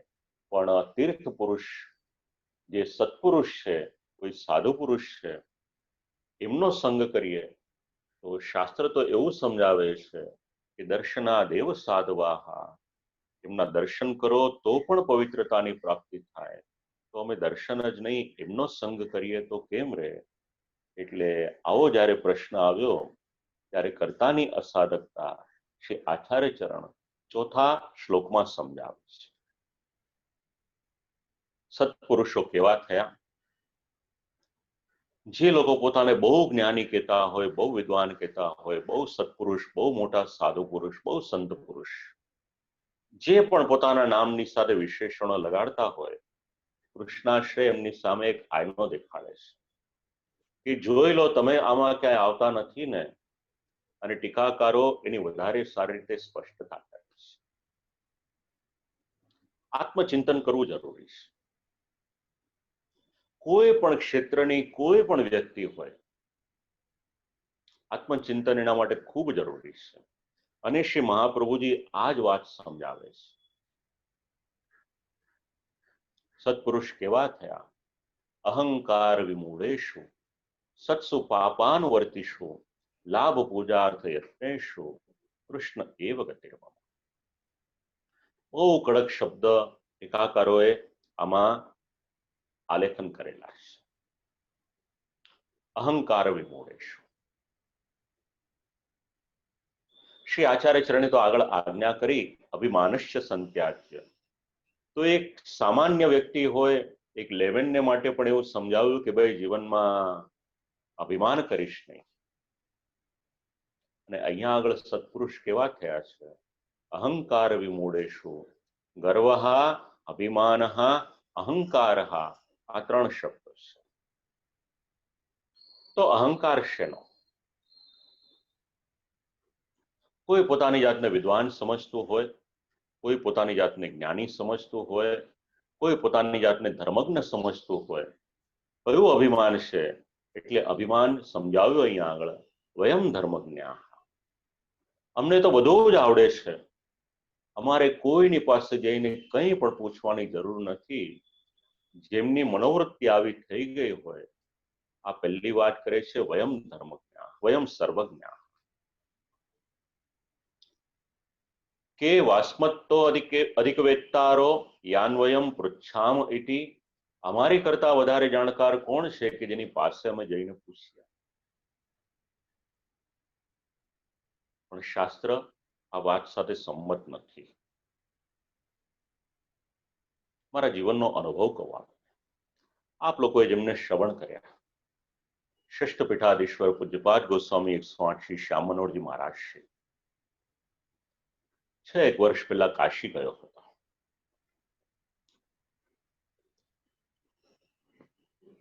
મારા પિતૃચરણનું શ્રાદ્ધ વગેરે કરવાનું હતું. ગયા હતા અમે લોકો, કાશી ગયા. અને એ સમયે એ જ મંદિરમાં મુકામ હતો મારો. મહારાજશ્રી પણ બિરાજે. સવારના આજ્ઞા કરી કે જરા મળવાને માટે આવજો. અને મળવાને માટે બોલાવ્યો મને. પછી એક પ્રશ્ન પૂછ્યો. મને બહુ આશ્ચર્ય થયું પ્રશ્ન સાંભળીને. એટલે મેં પૂછ્યું કે પ્રભુ, આપ આટલા બધા વિદ્વાન જાણકાર, એ છતાં પણ આપશે મને આ પ્રશ્ન પૂછ્યો છો? એટલે મહારાજશ્રીએ શાસ્ત્રની મર્યાદા બતાવી કે જ્યારે શાસ્ત્રનો કોઈ નિર્ણય લેવાનો હોય તો શાસ્ત્રની એક મર્યાદા છે કે બે વિદ્વાનોને કે બે જાણકારોને પૂછી લો તો વધારે સારું. એટલે એક અમારે ત્યાંના પંડિતજી છે, એમને પણ મેં પૂછ્યું અને આપને પણ પૂછી રહ્યો છું. બસ આ આપણે શીખવાનું છે જીવનમાં. કોઈ પણ મોટી વ્યક્તિના સંપર્કમાં આવો, કંઈક ને કંઈક ગુણ હોય એ ગુણને અપનાવી લો. બસ આ કોને બાદ કરે છે? અહંકાર વિમૂઢેષુ. જે એવું વિચારે કે વયમ સર્વજ્ઞાઃ કો વાસ્મત્તો દિક્વેત્તારો યાન્વયમ પૃચ્છામ ઇતિ. અમારી કરતા વધારે જાણકાર કોણ? આવું જેના મનમાં થઈ ગયું છે એને શ્રી આચાર્ય ચરણ અહંકાર વિમૂઢેષુ આ સમજાવે છે. અને વાસ્તવિકતામાં તો એ લોકો પોતાનો આત્મોદ્ધાર કઈ રીતે થાય એ પણ જાણતા નથી. તો એવા તો આત્મોદ્ધાર ઉપાય જ્ઞાન શૂન્યેષુ એવા તો થોકબંધ લોકો છે. આ ટીકા આપણને સમજાવે છે. અહંકાર ઉત્પન્ન થયો ક્યાંથી? શ્રીમદ ભાગવતનો પ્રથમ સ્કંદનો પરીક્ષિત રાજાનું ચરિત્ર આપણે વાંચીએ, 17મો અધ્યાય. અને એ અધ્યાયમાં એના માટેનું મૂળ ટીકાકાર આપણને સમજાવે છે કે કલયુગ જ્યારે રાજા પરીક્ષિતના શરણમાં આવે છે અને એ સમયે રાજા પરીક્ષિત કલયુગે જે વિનંતી કરી એના કારણે એમને નિવાસ કરવાના સ્થાન આપે છે. અને એ સ્થાન આપવાનું કારણ શું? તો રાજા પરીક્ષિત એ સમયે, પરીક્ષિતના સમયે જ્યારે કલયુગ શરણે આવ્યો અને કાળમાં પ્રવિષ્ટ થયો ત્યારે રાજા પરીક્ષિતને પોતાના પર એક અહંકાર ઉત્પન્ન થયો. અને એ અહંકાર જે ઉત્પન્ન થયો અને કલયુગને રહેવાને માટેના જે સ્થાન આપ્યા. પરીક્ષિતિ યસ્મિન વિદ્યમાને તચ્શરણાગતો કલે પ્રદ્યવસાયો જાતઃ સ એવ અહંકારઃ ઇદાનીમ સત્સુ પ્રવિષ્ટઃ. એટલે ત્યારે જે અહંકાર ઉત્પન્ન થયો હતો એ જ અહંકાર અત્યારે સત્પુરુષોમાં આવી ગયો છે. પરીક્ષિત રાજાએ તો સ્થાન આપ્યા હતા દ્યુતમ પાનમ સ્ત્રિયસ્સૂના યત્ર અધર્મશ્ચતુર્વિદાઃ અને પુનશ્ચયાચમાનાય જાત રૂપમદાત પ્રભુ. આ બધા કલયુગને રહેવાને માટેના સ્થાન આપ્યા. બસ આજે અહંકાર હતો, કલીની સાથે સંબંધ થવાથી રાજા પરીક્ષિતમાં પણ દોષ ઉત્પન્ન થયા હતા અને એ દોષને કારણે બ્રાહ્મણોનો અપરાધ કર્યો હતો. આ અહંકારની ઉત્પત્તિ, એ જ અહંકાર અત્યારે જેને વિશ્વ સત્પુરુષ માને છે એમનામાં પ્રવિષ્ટ થયેલો છે. જ્ઞાની પુરુષો પણ આનાથી બચી ન શકતા. અહંકાર વિમૂઢેષુ. એની પછીનું પદ છે સત્સુ પાપાનું વર્ગીશું. અભિમાન અહંકાર જ્યાં આગળ હોય છે, પાપ એના પડછાયાની જેમ એની પાછળ પાછળ આવી જ જાય છે. પછી એને નિમંત્રણ આપવાની જરૂર નથી. અને અભિમાન અને અહંકાર આવે એટલે વ્યક્તિ પછી પોતાને જ શ્રેષ્ઠ માને છે, એમ જ વિચારે કે મારી ઉપર કોઈ છે નહીં. સત્સુ મહાપુરુષેષુ પાપ દુષ્ટાચરણમ અપકાર ઇતિ આવત. એટલે મહાપુરુષોમાં પણ પાપ અથવા તો પાપ એટલે દુષ્ટાચરણ એ કલયુગના કારણે વધી ગયું છે. અને તમ અનુવર્તયંતી. એ લોકો તો પાપ કરે છે, દુષ્ટ આચરણ કરે છે, પણ એની સાથે સાથે એમનું અનુવર્તન એટલે એમને જે ફોલો કરે છે, એમનું અનુકરણ કરે છે, એ તે પાપાનુવર્તિના, તેઓ પણ પાપાનુવર્તી થઈ ગયા. આ વાત સમજવા જેવી છે. કોની સાથે જોડાવવું, કોની સાથે ન જોડાવવું, ખૂબ વિચાર કરજો. સત્પુરુષ કોને કહેવાય? માર્ગ પ્રચારકેશુ. જે માર્ગનો એટલે પોતાના માર્ગનો જે સંપ્રદાયમાં કે જે માર્ગમાં દીક્ષિત થયેલા છે, એનો પ્રચાર કરવાની જવાબદારી સત્પુરુષની છે. અને જો એ જ વ્યક્તિ જ્ઞાનથી વિપરીત એવું આચરણ કરે તો એનું પરિણામ શું આવે એ વિચારવું જોઈએ. પાપાહા પાપ કરતારો, રાજસાહા પાપી પુરુષ, રાજસી તામસી જીવ, મ્લેચ્છ વગેરે એવા લોકો પર અવલંબન કરી અને પોતાની આજીવિકાનો જે નિર્વાહ કરે છે, તેમના માટે શબ્દ આપ્યો છે મૂળ પુરુષ. સત્સુ પાપાનું વર્તિશું, અને એનાથી આગળ લાભ પૂજાર્થ યત્નેશું. એક એક પગથિયું એ સત્પુરુષો આગળ વધતા ગયા. પહેલા તો અહંકાર વિમૂઢે શુદ્ધ થયા, એનાથી આગળ વધ્યા. સત્સુ પાપાનુવર્તી શુદ્ધ થયા, અને એનાથી આગળ થયા એટલે લાભ પૂજાર્થ યત્નેશું. બહુ મોટો દોષ છે. અને આપણી ગુજરાતી ભાષામાં કહીએ તો ટીકાકારોએ બહુ કડક શબ્દોમાં ચાપખા માર્યા છે. ખોટા રસ્તે જશો નહીં. જીવિકાદ્યર્થમ એટલે પોતાની આજીવિકાને માટે, પોતાનું અને પોતાના પરિવારનું ભરણ પોષણ કરવાને માટે. સત્સુ સત્પુરુષેસુ પાપાનુવર્તિશું એટલે વિશ્વના લોકો જેને સત્પુરુષ કહે છે, એ ખોટા રસ્તે પાપના રસ્તે ગયા. એનું પરિણામ શું આવ્યું? તો નિષિદ્ધ આચરણ કરવાની શરૂઆત કરી. જો આ પરંપરા ક્યાંથી ક્યાં સુધી પહોંચે છે. નિષિદ્ધ આચરણ કરવા લાગ્યા, એમની બુદ્ધિ પણ એ પ્રમાણે થઈ, અને એ બુદ્ધિ જે સદબુદ્ધિ હતી એ દુર્બુદ્ધિ થઈ, અને લાભો એટલે આમાં જે લાભ શબ્દ જે આચાર્ય ચરણ આજ્ઞા કરે છે, લાભ પૂજાર્થ યત્નેશું, તો પહેલો શબ્દ લાભ એટલે શું? દ્રવ્યાદેહ. કેવળ અને કેવળ જે પોતાના શિષ્યો હોય, જે અનુચરો હોય, એમની પાસેથી કેટલું ધન મળી શકે, બસ આ જ લાભો દ્રવ્યાદેહ.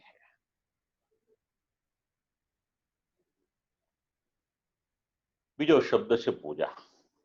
પૂજા સ્વ ઉન્નતિ પૂર્વકમ લોકકૃત સન્માનનંચ. એટલે જ્યાં આગળ જાય પોતાની ઉન્નતિ ઈચ્છે અને સન્માન પ્રાપ્ત કરવાની એમની સતત ઈચ્છા હોય. એટલે કેવળ અને કેવળ ક્યાંથી કેટલી પ્રસિદ્ધિ મળી રહી છે એ જ વિચાર કરે. આ કલયુગના સત્પુરુષોમાં આવેલા દોષ શ્રી આચાર્ય ચરણ સમજાવે છે. લાભ, એની પછી પૂજા. લોકકૃત સન્માનનમ ચ. જ્યાં જવું ત્યાં મને સન્માન મળવું જ જોઈએ, અને પછી એક એવી પરિધિ બનાવી દે કે લોકો સામાન્ય વ્યક્તિ એમની સુધી પહોંચી પણ ન શકે. એક એટીટ્યુડ આવી જાય. ત્રીજો શબ્દ આપ્યો છે અર્થ. સ્વપ્રયોજનમ એટલે પોતાના સ્વાર્થને પૂર્ણ કરવો. આ જીવનનું એક જ ધ્યેય રહી જાય, એની પછી બીજું કોઈ પણ ધ્યેય ન આવે. અને આ અર્થ શબ્દ છે, એને તો વાર્તા પ્રસંગની સાથે શ્રી મહાપ્રભુજીએ જે ગહ્વર વનનો જે પ્રસંગ થયો, ત્યારે એક અજગર કે એક સર્પ પડ્યો હોય છે, અને એને કીડીઓ ચટકા ભરી રહી હોય છે. બસ એની સાથે આ અર્થ શબ્દ વિચારી લેજો. એટલે સ્વપ્રયોજનમ, કેવળ અને કેવળ પોતાના માટે જ સંપત્તિ ભેગું કરતું હોય કોઈ, તો એવી વ્યક્તિને માટે વિશ્વમાં એવા જે સત્પુરુષો લોકો જેને સત્પુરુષો માનતા હશે પણ વાસ્તવિક એમનું સ્વરૂપ શું છે સમજાવે છે. તો માર્ગ પ્રચારનું કાર્ય બાજુ પર રહે, ધર્મ પ્રચારનું કાર્ય બાજુ પર રહે, લોક કલ્યાણનું કાર્ય બાજુ પર રહે, લોક કલ્યાણ કરતા પહેલા આત્મકલ્યાણનું કાર્ય બાજુ પર રહે, અને બધું જ છોડી, ભગવત પ્રાપ્તિને છોડી અને કેવળ લાભ, પૂજા અને અર્થ આ ત્રણેય વસ્તુઓને પ્રાપ્ત કરવાને માટે જે પ્રયત્ન કરે છે, શ્રી મહાપ્રભુજી સમજાવે છે કે કલયુગના સ્થાન આવા દુષ્ટજનોથી વ્યાપ્ત થઈ ગયા છે. કોઈ એક સંપ્રદાયની વાત નથી આમાં. શ્રી આચાર્ય ચરણે આજથી 550 વર્ષ પહેલા જે કંઈક જોયું, જે કંઈક અનુભવ્યું, એ બધું આ ગ્રંથમાં લખેલું છે. અને આના જ પ્રમાણ જોઈતા હોય તો પદ્મ પુરાણ વાંચો એટલે આબેહૂબ આની જેવું જ ચિત્ર મળી જશે. લાભ પૂજાર્થમેવ યત્નો યેષામ તે પારમાર્થિકમપી કર્મ લાભ પૂજાભ્યામેવ કુર્વન્તિ. પછી લોકોને લાગે કે આ ભગવાનનું કાર્ય કરે છે, પણ ભગવાનનું કાર્ય નહીં, પણ સંગ દોષ અને અન્ન દોષ આવા પણ દૂષણ આવ્યા, અને એ દૂષણને કારણે એમની પરિસ્થિતિ પણ આ રીતની થઈ. તો આ ચોથો શ્લોક એનો આ રીતે સમજણ આપી, અને પાંચમો શ્લોક એમાં સાંપ્રત સમય એનું વધારે સુસ્પષ્ટીકરણ અહીંયા આગળ થઈ રહ્યું છે. નનુ તેપી સોપદિવ્યાન પરધર્માદિકમ બોધયંત એવ દૃશ્યંતે. પહેલા કલિકાલને માટેનો વિચાર કર્યો, દેશને માટેનો વિચાર કર્યો, તીર્થસ્થાનને માટેનો વિચાર કર્યો, પછી સત્પુરુષોને માટેનો વિચાર કર્યો. હવે વિચાર કરે છે કે એવું કંઈ નહીં તો પછી કોઈ મંત્ર વગેરે હોય તો એનું આરાધન ઉપાસન કરી શકીએ કે નહીં. બસ આગળના શ્લોકની સાથે આનું અનુસંધાન આપ્યું છે કે નનો તેપી સોપજીવ્યાન પરમધર્માદિકમ બોધયંત ઇવ દૃશ્યંતે કથમ તે તાદૃશા. અહંકારથી વિમૂઢ જે સત્પુરુષો છે, પોતાના નિકટજનોને બોધ કરતા દેખાય છે, તો પછી એમને દુષ્ટ કઈ રીતે માની શકીએ? તો વ્યક્તિના બે પાસા છે. એક વ્યક્તિનું આંતરિક જીવન છે અને બીજું એ વ્યક્તિનું બાહ્ય જીવન છે. જો આંતરિક જીવન અને બાહ્ય જીવન આ બંને અલગ અલગ હોય તો વ્યક્તિએ પોતે સમજવાનું કે એના ઘરમાં કલયુગનો પૂર્ણ રીતે પ્રવેશ થઈ ગયો છે. પણ જે વ્યક્તિનું આંતરિક જીવન અને જે વ્યક્તિનું બાહ્ય જીવન આ બંને એક સમાન છે.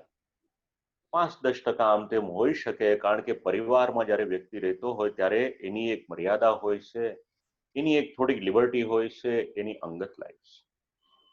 પણ એના જે આચાર વિચાર છે, આચાર વિચાર બહાર જાય ને પાળે અને પોતાના ઘરમાં ન પાળે તો એ કામનું. એના જે વિચારો છે, દુનિયાને કહેવાના માટેના વિચારો અલગ હોય અને પોતાના ઘરમાં એ વિચારોની સાથે કંઈ લેવા દેવા ન હોય, ઉપદેશ આપવાનું કંઈક હોય અને આચરણ પોતાનું કંઈક હોય, તો એ બંને જ્યાં સુધી એક ન થાય ત્યાં સુધી બહુ બધી મુશ્કેલી થશે. તો આ પ્રશ્ન પૂછ્યો અહીંયા આગળ કે પોતાના નિકટજનોને તો આવા બધા બોધ આપતા દેખાય છે, પછી એમને દુષ્ટ કઈ રીતે માને?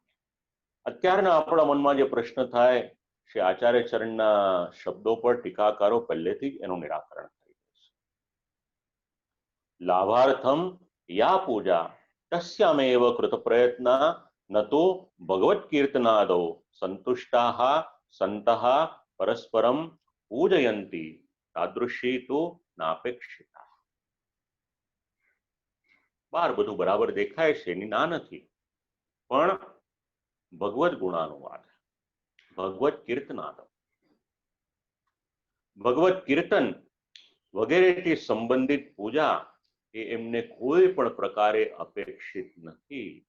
એટલે બધાને ભલે ઉપદેશ આપે પણ પોતાના જીવનમાં એની સાથે કોઈ પણ પ્રકારનો સંબંધ નથી.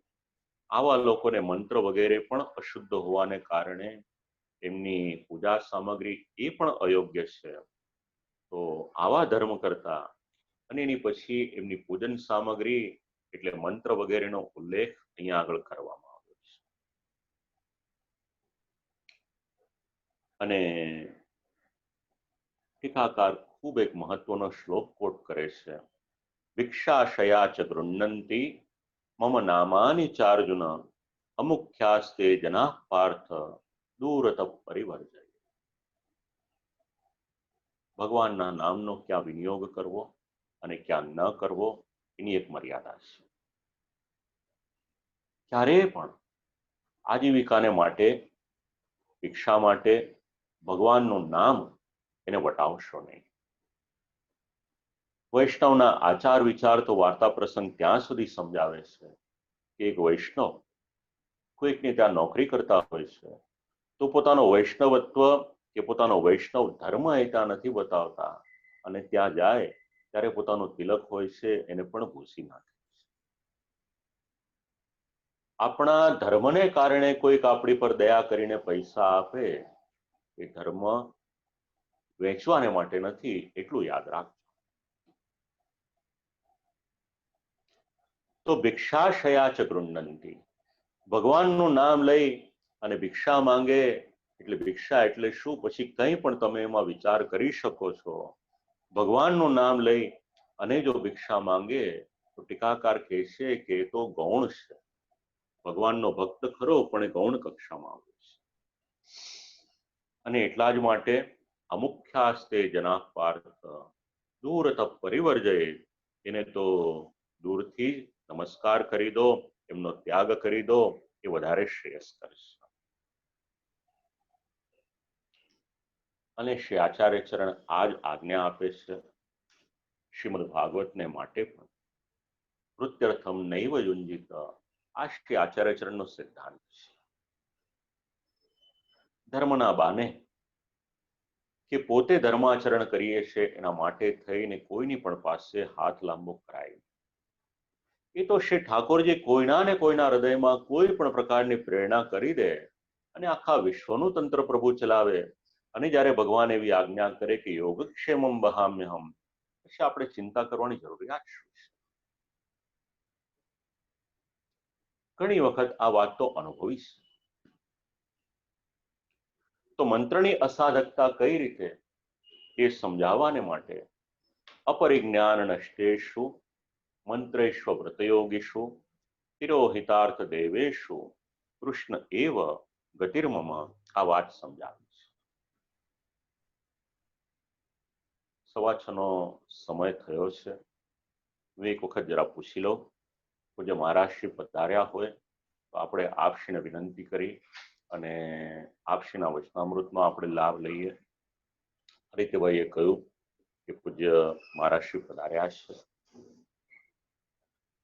પૂજ્યપાદ ગોસ્વામી 108 શ્રી યોગેશ કુમારજી મહારાજશ્રી, મને જ્યારે આદિત્યભાઈએ જણાવ્યું કે પૂજ્ય મહારાજશ્રી પધારવાના છે એટલે તરત જ લગભગ 30-32 વર્ષ પહેલાનો એક પ્રસંગ યાદ આવ્યો. મરાડમાં શ્રી આચાર્ય ચરણના સેવક ડોક્ટર કમલેશ શાહ, લાઈફલાઈન નામની એમની હોસ્પિટલ છે, એમણે મારા પિતાજીને શ્રીમદ ભાગવત સપ્તાહ કરવાને માટે નિમંત્રણ આપ્યું. અને એ સમયે પ્રભુ કૃપાથી હું મારા પિતાજીની સાથે રહેતો હતો, શીખતો હતો બધું. 30 કરતા પણ વધારે વર્ષ થઈ ગયા આ વાતને. અને એ સમયે આપશ્રીની પધરામણી થઈ હતી અને આપશ્રીના વચનામૃત ત્યારે થયા હતા. ત્યારે પહેલી વખત મેં આપશ્રીના દર્શન કર્યા હતા અને વચનામૃત શ્રવણ કર્યા હતા. કદાચ આ યોગાનું યોગ જ છે. આજે પુનઃ એક વખત શ્રી ઠાકોરજીની કૃપાથી, શ્રી મહાપ્રભુજીની કૃપાથી, શ્રી મહાપ્રભુજીની વાણી આપણે સર્વ શ્રવણ કરી રહ્યા છીએ. અને એમાં એ જ શબ્દો પર એક વિશેષ આપણને આશીર્વાદ પ્રાપ્ત થઈ શકે એટલા માટે આંતરરાષ્ટ્રીય પુષ્ટિ માર્ગે વૈષ્ણવ પરિષદની વિનંતીને માન આપી અને આપ શ્રી પધાર્યા છે.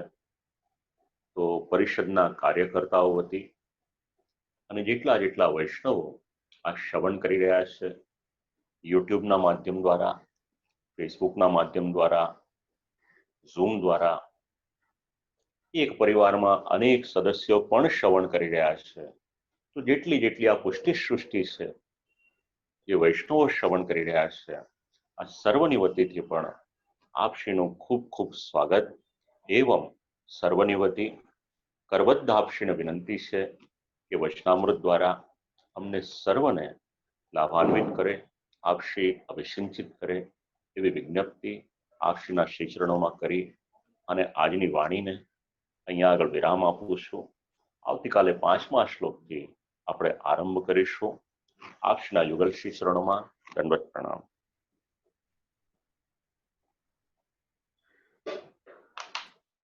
આપશ્રીએ અનમ્યુટ કરવું પડશે.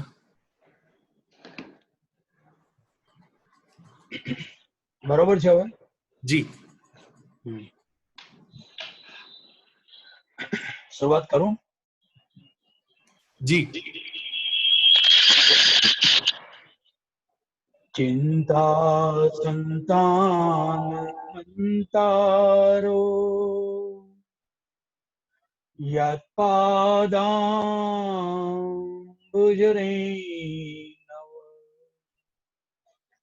સ્વીયાનાં તન્નિજાચાર્ય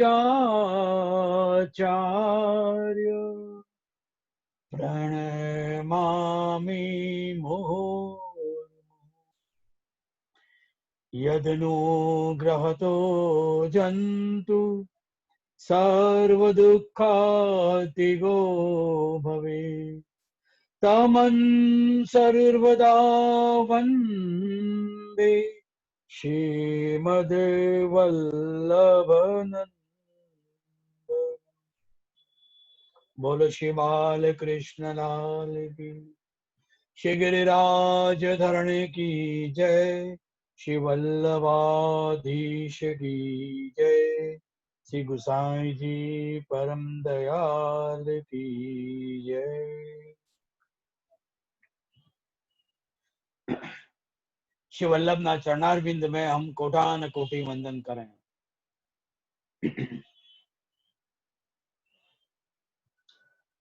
हिंदी भाषा के अंदर सत्संग हो रहा है क्योंकि हमारे कई ऐसे वैष्णव समाज हैं जो हिंदी भाषा की हैं, जिनको गुजराती की समझ में जरा समस्या होती है.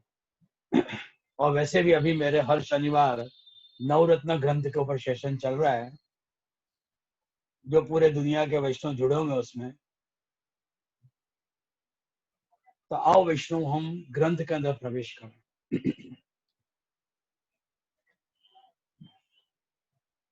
यह ग्रंथ काफी समय से चल रहा होगा, फिर भी इसकी भूमिका पे हम जाएं. श्री महाप्रभु जी ने यह ग्रंथ किसके लिए लिखा, कब लिखा और इसकी क्यों रचना करी. बुला मिश्र जो सारस्वत ब्राह्मण हैं, लाहौर के हैं, पिता निर्धन हैं, अपने पुत्र को ज्ञान कराने के लिए, अध्ययन कराने के लिए उन्हें पाठशाला भेजा. दक्षिणा नहीं दे पाने के कारण पाठशाला के गुरुजी ने उन्हें बाहर कर दिया और लाहौर छोड़कर वो काशी आए, जहां पर उनको भगवत आज्ञा भई. पहले तो सरस्वती का स्तुति करी, सरस्वती से विष्णु जी की स्तुति करी और भगवत आज्ञा भई श्री महाप्रभु जी की शरण में जाने का.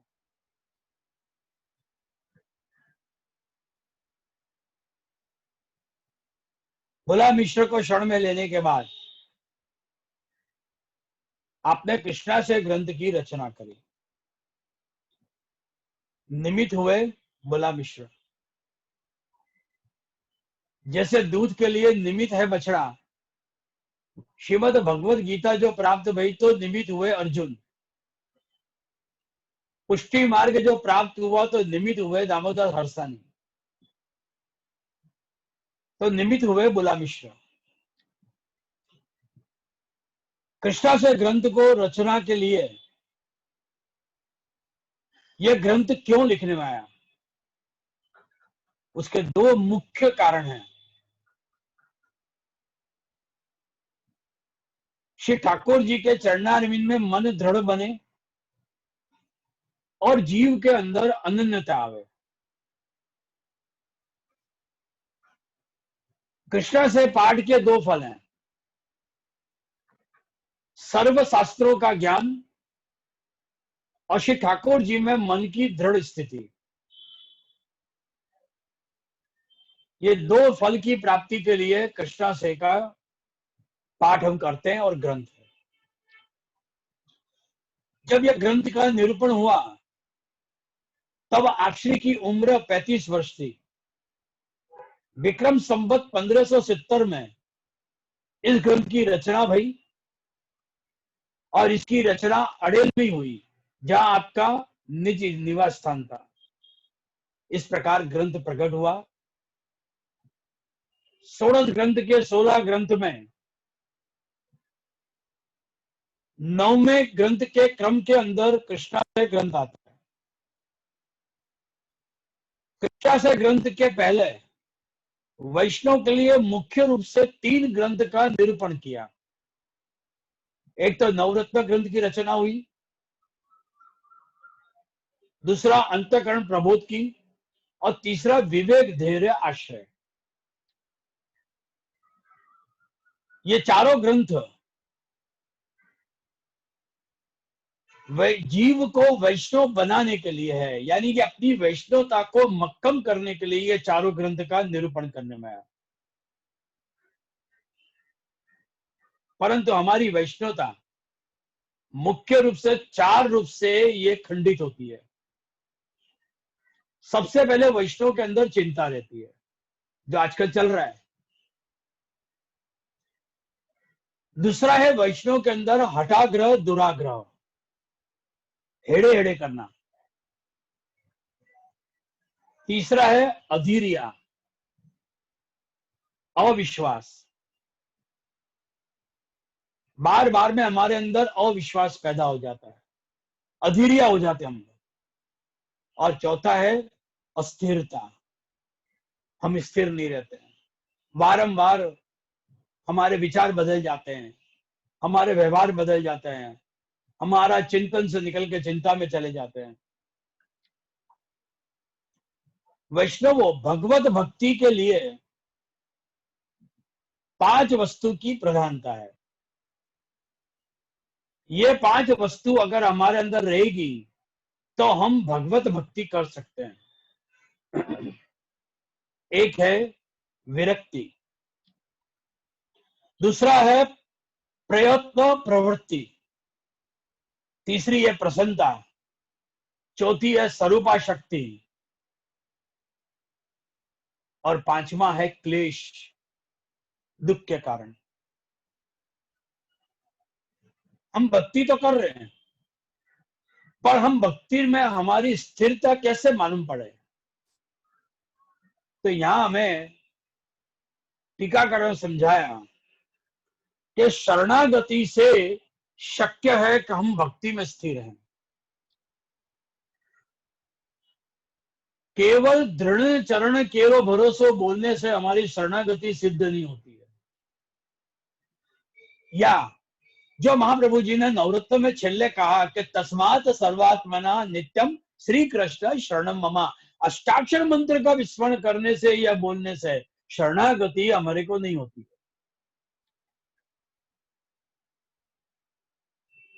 शरणागति के 6 लक्षण हमारे श्री आचार्य चरण ने बताए, हमारे टीकाकारों ने बताए, जो हमें याद रखना है। पहला है अनुकूल से संकल्प, जो ठाकुर जी को अनुकूल हो, जो ठाकुर जी को प्रिय हो, उसे स्वीकार करके चलना। ठाकुर जी हमारे सामने विराजते हैं मूर्तोवत के रूप में, पर सर्वदा सर्वभावेन भजनियो प्रजाधिपा। हम भाव से श्री ठाकुर जी के अंदर वो स्वरूप का आविर्भाव करते हैं उस मूर्ति के अंदर। और फिर ये ब्रह्म है, ये भी याद रखना है। यशोदो सुंदर आदितम है, ये भी याद रखना है। यानी कि भाव के साथ हमारे अंदर एक भय भी होना चाहिए कि ये हमारे लिए खिलौना नहीं है, ये ब्रह्म स्वरूप है, हमें अनुकूल है।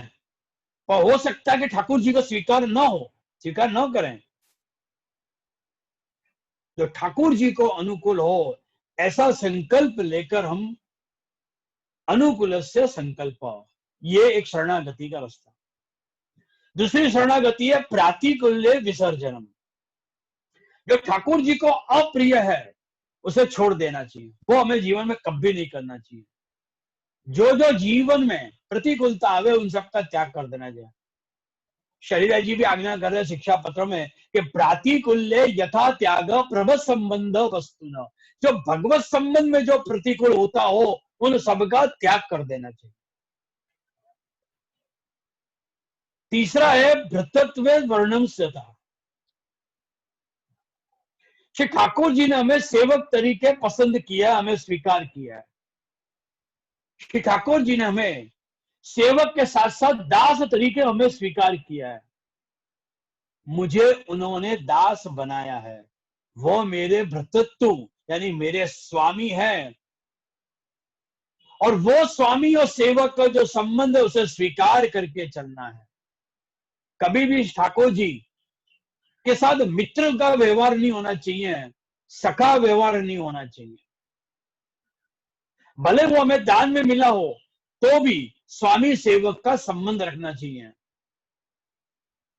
दामोदर संबर वाला ने भी स्वामी सेवक का संबंध भूल के सखा संबंध का भाव से उन्होंने कह दिया कि महाराज जगत की रक्षा कर सकते हो तो एक सैया जी की रक्षा नहीं कर सकते।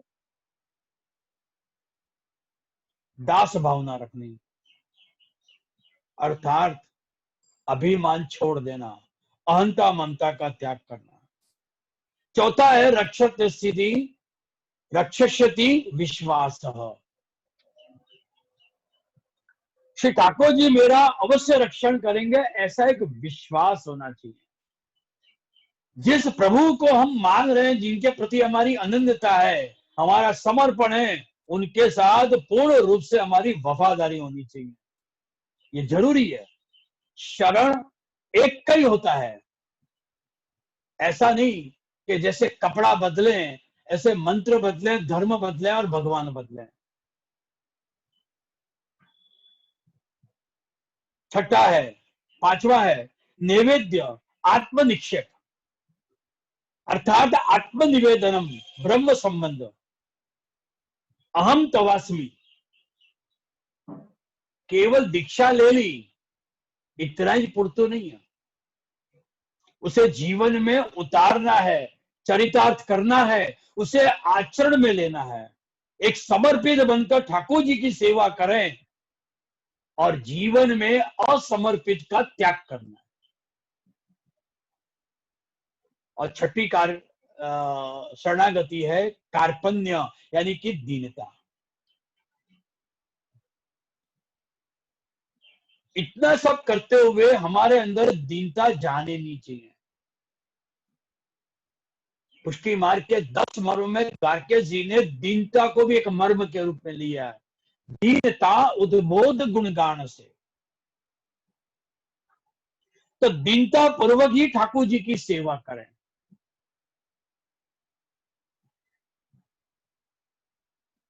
और दैन्यता संतुष्ट, भगवान का प्रसन्न होते, दीनता से प्रसन्न होते। प्रभु मेरे हित कृत हैं, प्रभु मेरे प्रीत कत हैं, ऐसा भाव भी होना चाहिए। इस प्रकार 6 प्रकार की शरणागति आप श्री ने बताई। लेकिन वैष्णव याद रखो कि शरणागति केवल श्रवण मात्र से प्राप्त नहीं होती है, श्री वल्लभ की कृपा से ही प्राप्त होती है। इसीलिए तो श्री महाप्रभु जी ने कृपा करके हमें बल दिया और समझ दी। आपने उपदेश दिया कि कृष्णाशय के पाठ करो। ये कृष्णाशय ग्रंथ का पाठ और समझ हमारे प्रयत्न से नहीं होगा, श्री वल्लभ के बल से होगा। और कृष्णा से पाठ करने से ही यह 6 लक्षण शरणागति के रूप में प्राप्त होते हैं। कृष्णा से ग्रंथ के ऊपर 6 टीका में प्राप्त होती है। श्री रघुनाथ जी के जो पंचम कुमार है, श्री गोसाई जी के विवरण नाम की टीका लिखी। शरीर राय जी के पितर चरण श्री कल्याण राय जी ने विवृत्ति नाम की टीका लिखी। पंचम ग्रह के श्री द्वारकेश जी ने विवरण नाम की टीका लिखी। तृतीय घर के व्रजराय जी इन्होंने विवरण नाम की टीका लिखी। और कल्याण राय जी के सेवक श्री गोविंद राज भट्ट, उन्होंने प्रकाश टिप्पण नाम की एक टीका लिखी। और एक अनामिका टीका हमें प्राप्त होती है जो विवरण नाम की टीका है। कृष्णाशय ग्रंथ के अंदर कुल 11 श्लोक हैं। हमारे यहाँ अंकों का भी बड़ा महत्व है और बड़ा रहस्य है।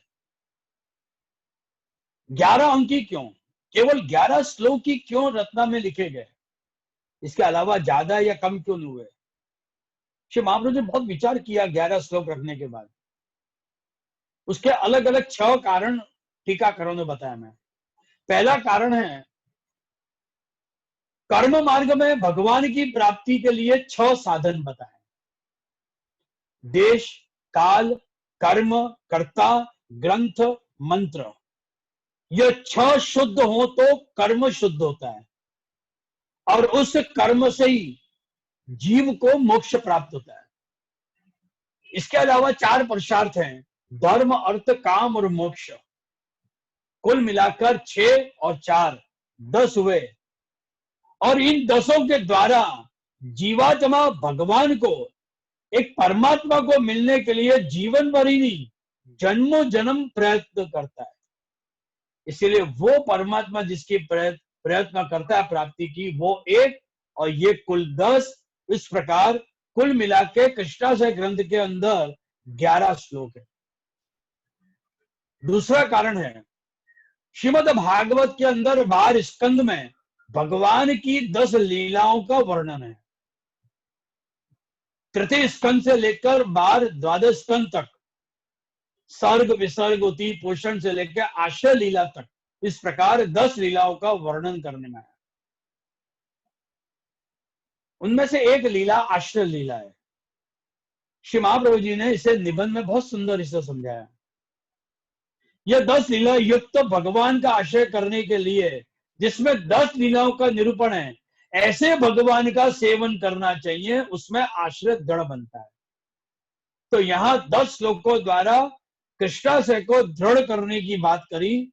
इसलिए श्रीमद् भागवत के 18,000 श्लोक में से जो कहा गया, उसे श्री महाप्रभु जी ने अति संक्षेप में निरूपण 11 श्लोक के द्वारा करने में आया।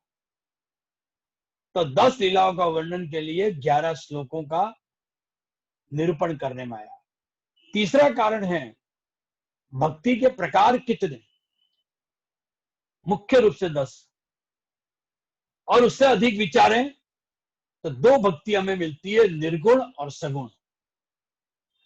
निर्गुण भक्ति में अगर हम जाए तो कोई पेटा प्रकार की भक्ति नहीं मिलती है, परंतु सगुण भक्ति में 3 प्रकार की भक्ति, कारण के गुण 3 हैं, सात्विक, राजस और तामस। और उसमें अंदर और जाएं इन तीनों भक्ति में तो 9 प्रकार के और भी हमें भक्ति प्राप्त होती है। सगुण भक्ति और सगुण भक्तों के 9 प्रकार और निर्गुण भक्त को का 1 प्रकार, तो कुल मिलाकर 10 प्रकार के भक्तों, और उनके 10 प्रकार की भक्ति द्वारा केवल भगवान का आश्रय 1, यानी कि 10 और 1 11 कुल।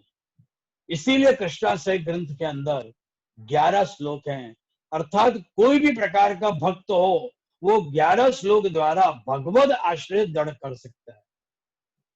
चौथा कारण, शरीर में प्राण 10 प्रकार के, प्राण यानी वायु, जिससे शरीर का तंत्र स्फूर्ति में रहता है, और उसमें गड़बड़ हो जाए तो तुरंत शरीर पर उसकी असर दिखे। इसलिए तो हम कहते हैं ना कि वायु का प्रकोप चल रहा है। अभी वायु का प्रकोप से मेरे को सांधा में, जोड़ में दुख रहा है, मेरे को पैरों में दुख रहा है, मेरे कमर में दुख रहा है, मेरे पेट में तकलीफ है, ये सब वायु के प्रकोप है। ये 10 प्रकार के जो प्राण है जो शरीर में तंदुरुस्त रखें, तो 10 प्रकार के प्राण द्वारा क्या करना, क्या है, भगवत आश्रय करना। इसीलिए यहाँ 11 श्लोक कहा।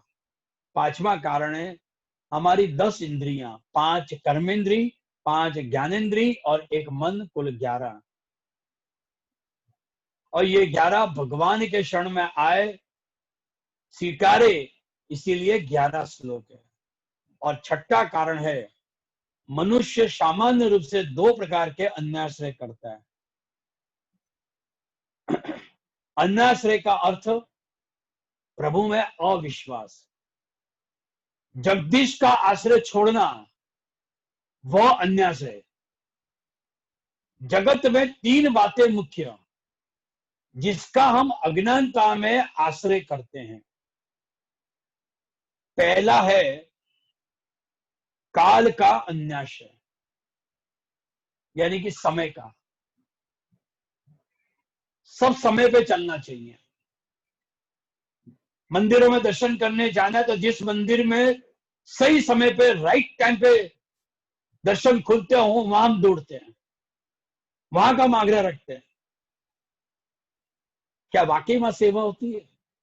जो घड़ियाल के कांटे को देख के चले, 7 बजे मंगला के दर्शन खुलने, यानी खुलने ही है, 7:05 पे बरोबर आरती आनी है, यानी कि आनी है। इंस्टेंट सेवा। ऐसे मंदिरों में सेवा नहीं होती है, क्योंकि वहां भगवान मूर्तोवत विराजते हैं। समय घटा भी देते हैं, भोग में जल्दी जल्दी कर लेते हैं।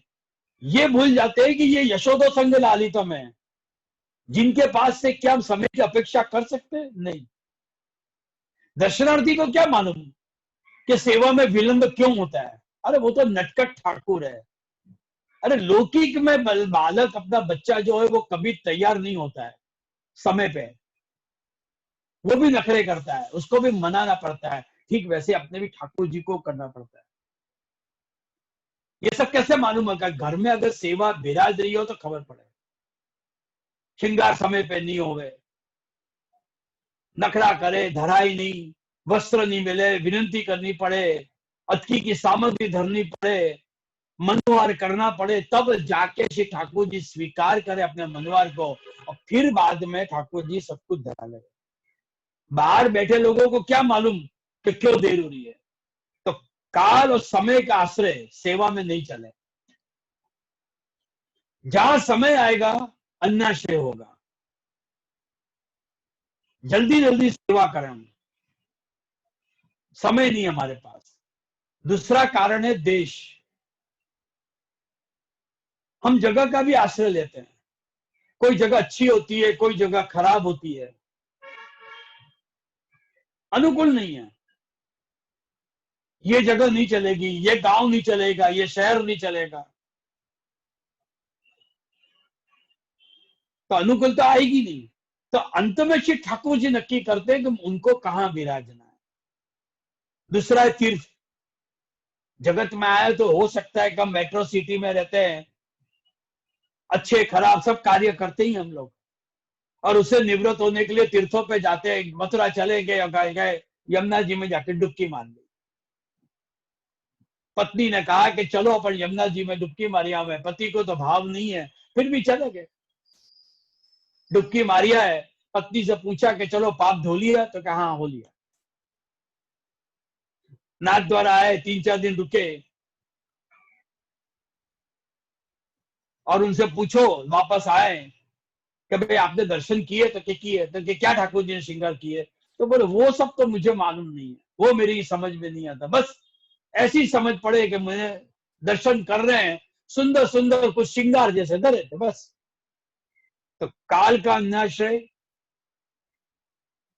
काल दोष प्रथम श्लोक के अंदर श्री महाप्रभु जी ने बताया। दूसरे श्लोक के अंदर देश के दोष बताए, शास्त्र का आश्रय करना बताया।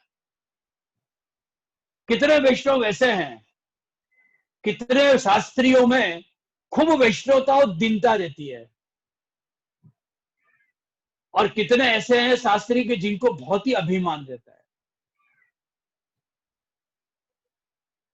कितने वैष्णव ऐसे भी जिनको ना समझ है, ब्रह्म समझ लेने के बाद वो शास्त्रियों को इतना मानने लग जाते हैं। बुरा ना लगा मैं हमारे शास्त्री जी भी, वो तो बहुत भाव वाले हैं, उनके पितृ चरण भी बड़े भाव वाले थे, खूब दीनता वाले थे। पर कई ऐसे जो उनको गुरु बना लेते हैं, इसलिए गुरु बनाते हैं क्योंकि हम उनसे सीखते हैं, वो हमारे गुरु जी हैं। प्रश्न होता है कि वैष्णव बनने के बाद गुरु कितने? हमारे सबके गुरु केवल श्री वल्लभ। विचार करो कि श्री महाप्रभु जी जैसे समर्थ गुरु मिले तो पीछे किसी भी को गुरु तरीके मानना क्या यह अन्याय नहीं है? ब्रह्म संबंध दाता वल्लभ कुल जो है वो गुरु कहते हैं। क्यों गुरु उनको कहा जाता है जबकि वो गुरुद्वार हैं? क्योंकि वो इसलिए गुरु माना जाता है क्योंकि वो वल्लभ के भाव से उनको मानते हैं, वल्लभ के भाव से उनको दंडवत करते हैं, वल्लभ के भाव से उनके चरण स्पर्श करते हैं। श्री वल्लभ और वल्लभ कुल कोई अलग नहीं है, सर्वात्म भाव है। गुरु तो एक ही है, दो नहीं है। किसी को गुरु करना अन्याश्रय है, श्री वल्लभ के सिवाय और कोई नहीं। हम देखते हैं कई वैष्णव गुरु कहते हैं तुम हमारे गुरु हो, वैष्णव को भी गुरु बना लेते हैं क्योंकि उन्होंने उनको कुछ ज्ञान दिया है, संप्रदाय सिखाया। इसलिए तब मन में होता है कि क्यों अन्याश्रय वैष्णव कर रहे हैं, श्री वल्लभ को पहचानो। अरे वैष्णवों, हाथी के पैर में सभी पैर समा जाते हैं। दूसरा किसका आश्रय करते हैं? मंत्रों का। तकलीफ के समय आ जाए, कोई समस्या जीवन में आ जाए तो बस किसी ने कह दिया कि ये मंत्र का तुम जप करो तो वो मंत्र का जप करें। यहां महाप्रभु जी समझा रहे हैं कि मंत्र में श्री ठाकुर जी का बल है, जो देना होगा श्री ठाकुर जी देंगे, मंत्र का तू आश्रय मत कर। तीसरा आश्रय कर्म का, व्रत का। कितने लोग एकादशी करते हैं, बस करना ही पड़ेगा, एकादशी नहीं चले। श्री महाप्रभु जी ने आज्ञा करी है एकादशी व्रत करो, परंतु कैसे करनी वो हम नक्की करते हैं, क्योंकि महाप्रभु जी की जो आज्ञा है एकादशी विषय में वो सुनने की तैयारी नहीं है। अन्य मार्गी हैं, उनको पुष्टि मार्ग की एकादशी बड़ी प्रिय है, वो विशेष आग्रह करने का आग्रह रखते हैं कि हम पुष्टि मार्ग की जो एकादशी है वो करें। और हमारे युवाओं से पूछो कि एकादशी क्यों करते हैं तो जवाब मिलेगा कि चेंज ऑफ फूड। आज कुछ रसोई में बदलाव है, क्योंकि उस दिन तो नए नए व्यंजन बनेंगे और खाने की मजा आ जाएगी, नए नए फूड मिलेंगे। बाकी तो रोज की एक ही रोजमर्रा की रसोई है, दाल चावल रसोई भात बस चकड़ी। अच्छा खाने के लिए एकादशी करनी है, ऐसा व्रत करके फायदा क्या? तो व्रत का आश्रय न करो। इस प्रकार 3 श्लोक के बाद चौथे और 5वें और 6ठे श्लोक में 3 वेदाश्रय बताए। महाप्रभु जी ने ये शुरुआत के जो 6 श्लोक लिए हैं उसमें नेगेटिव साइड बताकर यह सब न करना ऐसा अपने उद्देश्य दिया। 7, 8, 9 श्लोक में भगवत आश्रय बताया जिसमें ठाकुर जी का आश्रय करना है, ऐसा निरूपण किया। ठाकुर जी कैसे हैं वो 7वें श्लोक में बताया, और क्यों उनका आश्रय करना वो भी 7वें श्लोक में बताया। 8वें श्लोक में जीव कैसा है ऐसा निरूपण किया, और उस जीव को क्यों ठाकुर जी का आश्रय करना वो चर्चा आपने 8वें श्लोक में करी। 9वें श्लोक में ठाकुर जी का सामर्थ्य बताया कि वो क्या दे सकते हैं। इसीलिए अपने यहाँ पर श्री महाप्रभु जी ने आज्ञा करी कि प्रार्थित एवा ततस्किया स्वामी अभिप्राय संशया सर्वत्र तस्य सर्वमी सर्व सामर्थ्यमेव च।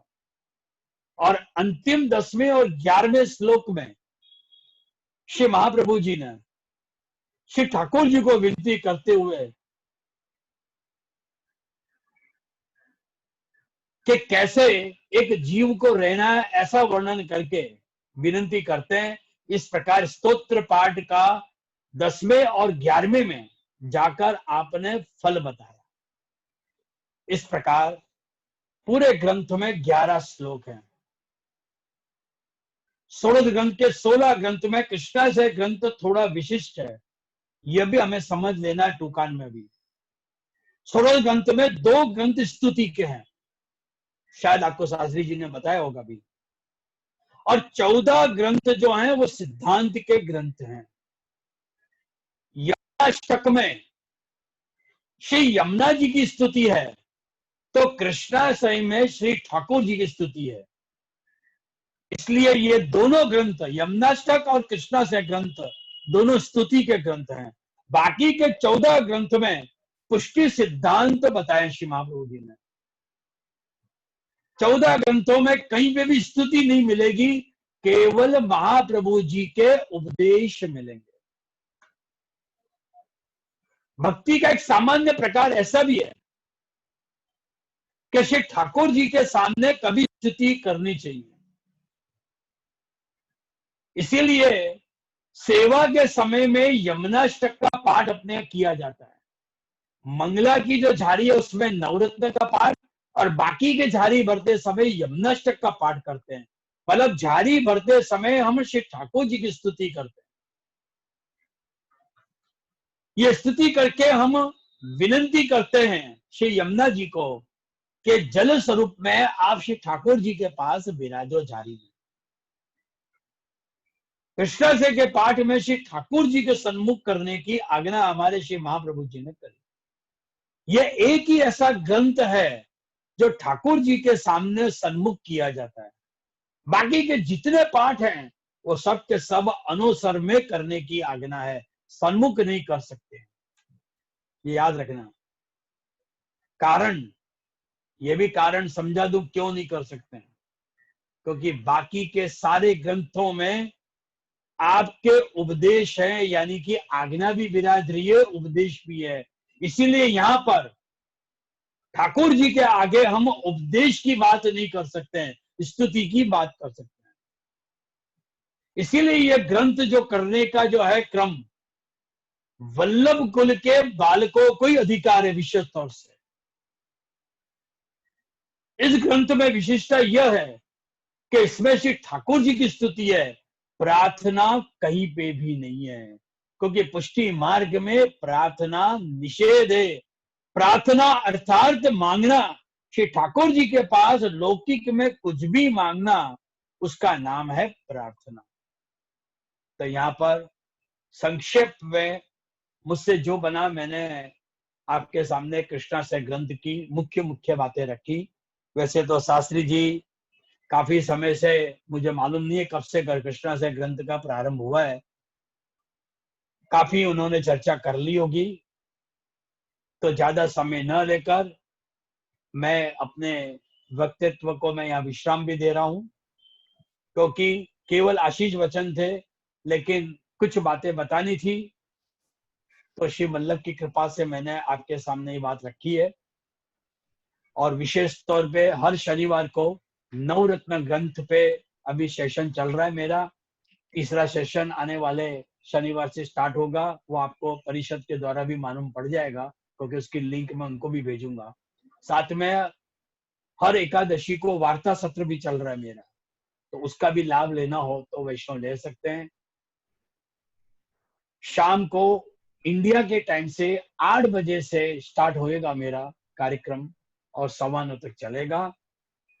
तो केतन भाई आपको सब लिंक भेज देंगे, उनसे आप संपर्क में बने रहे। ज्यादा समय न लेकर मैं अपने वाणी को यहाँ विराम दे रहा हूँ। शास्त्री जी ने कहा कि वो मुझे आज से 30 साल पहले मिले थे उनके पितृचरण के साथ, लेकिन मेरे को तो याद नहीं है। फिर भी मेरे को आनंद हुआ, आज उनको मैं ऑनलाइन मिला हूँ, और उनको भी मेरे खूब आशीर्वाद, बाकी सब वैष्णव का आशीर्वाद, और मेरे व्यक्तित्व को श्री वल्लभ के चरणों में मैं समर्पित कर रहा हूँ। बोलो श्री वल्लभाधीश की जय। राष्ट्रीय पुष्टि मार्ग वैष्णव परिषद द्वारा आयोजित षोडशकन व्याख्यान माला में आप श्री के वचनामृत कृष्णाश्रय का संक्षिप्त सार, उसका हार्द एवं शरणागति की समझ आप श्री के श्रीमुख से वैष्णव को प्राप्त हुई, तो सभी वैष्णवों की ओर से, हमारे परिवार की ओर से एवं परिषद के प्रत्येक कार्यकर्ताओं की ओर से आप श्री के श्री चरण में विनम्र भाव से दंडवत प्रणाम करके यहाँ पर विराम लेते हैं। अस्तु।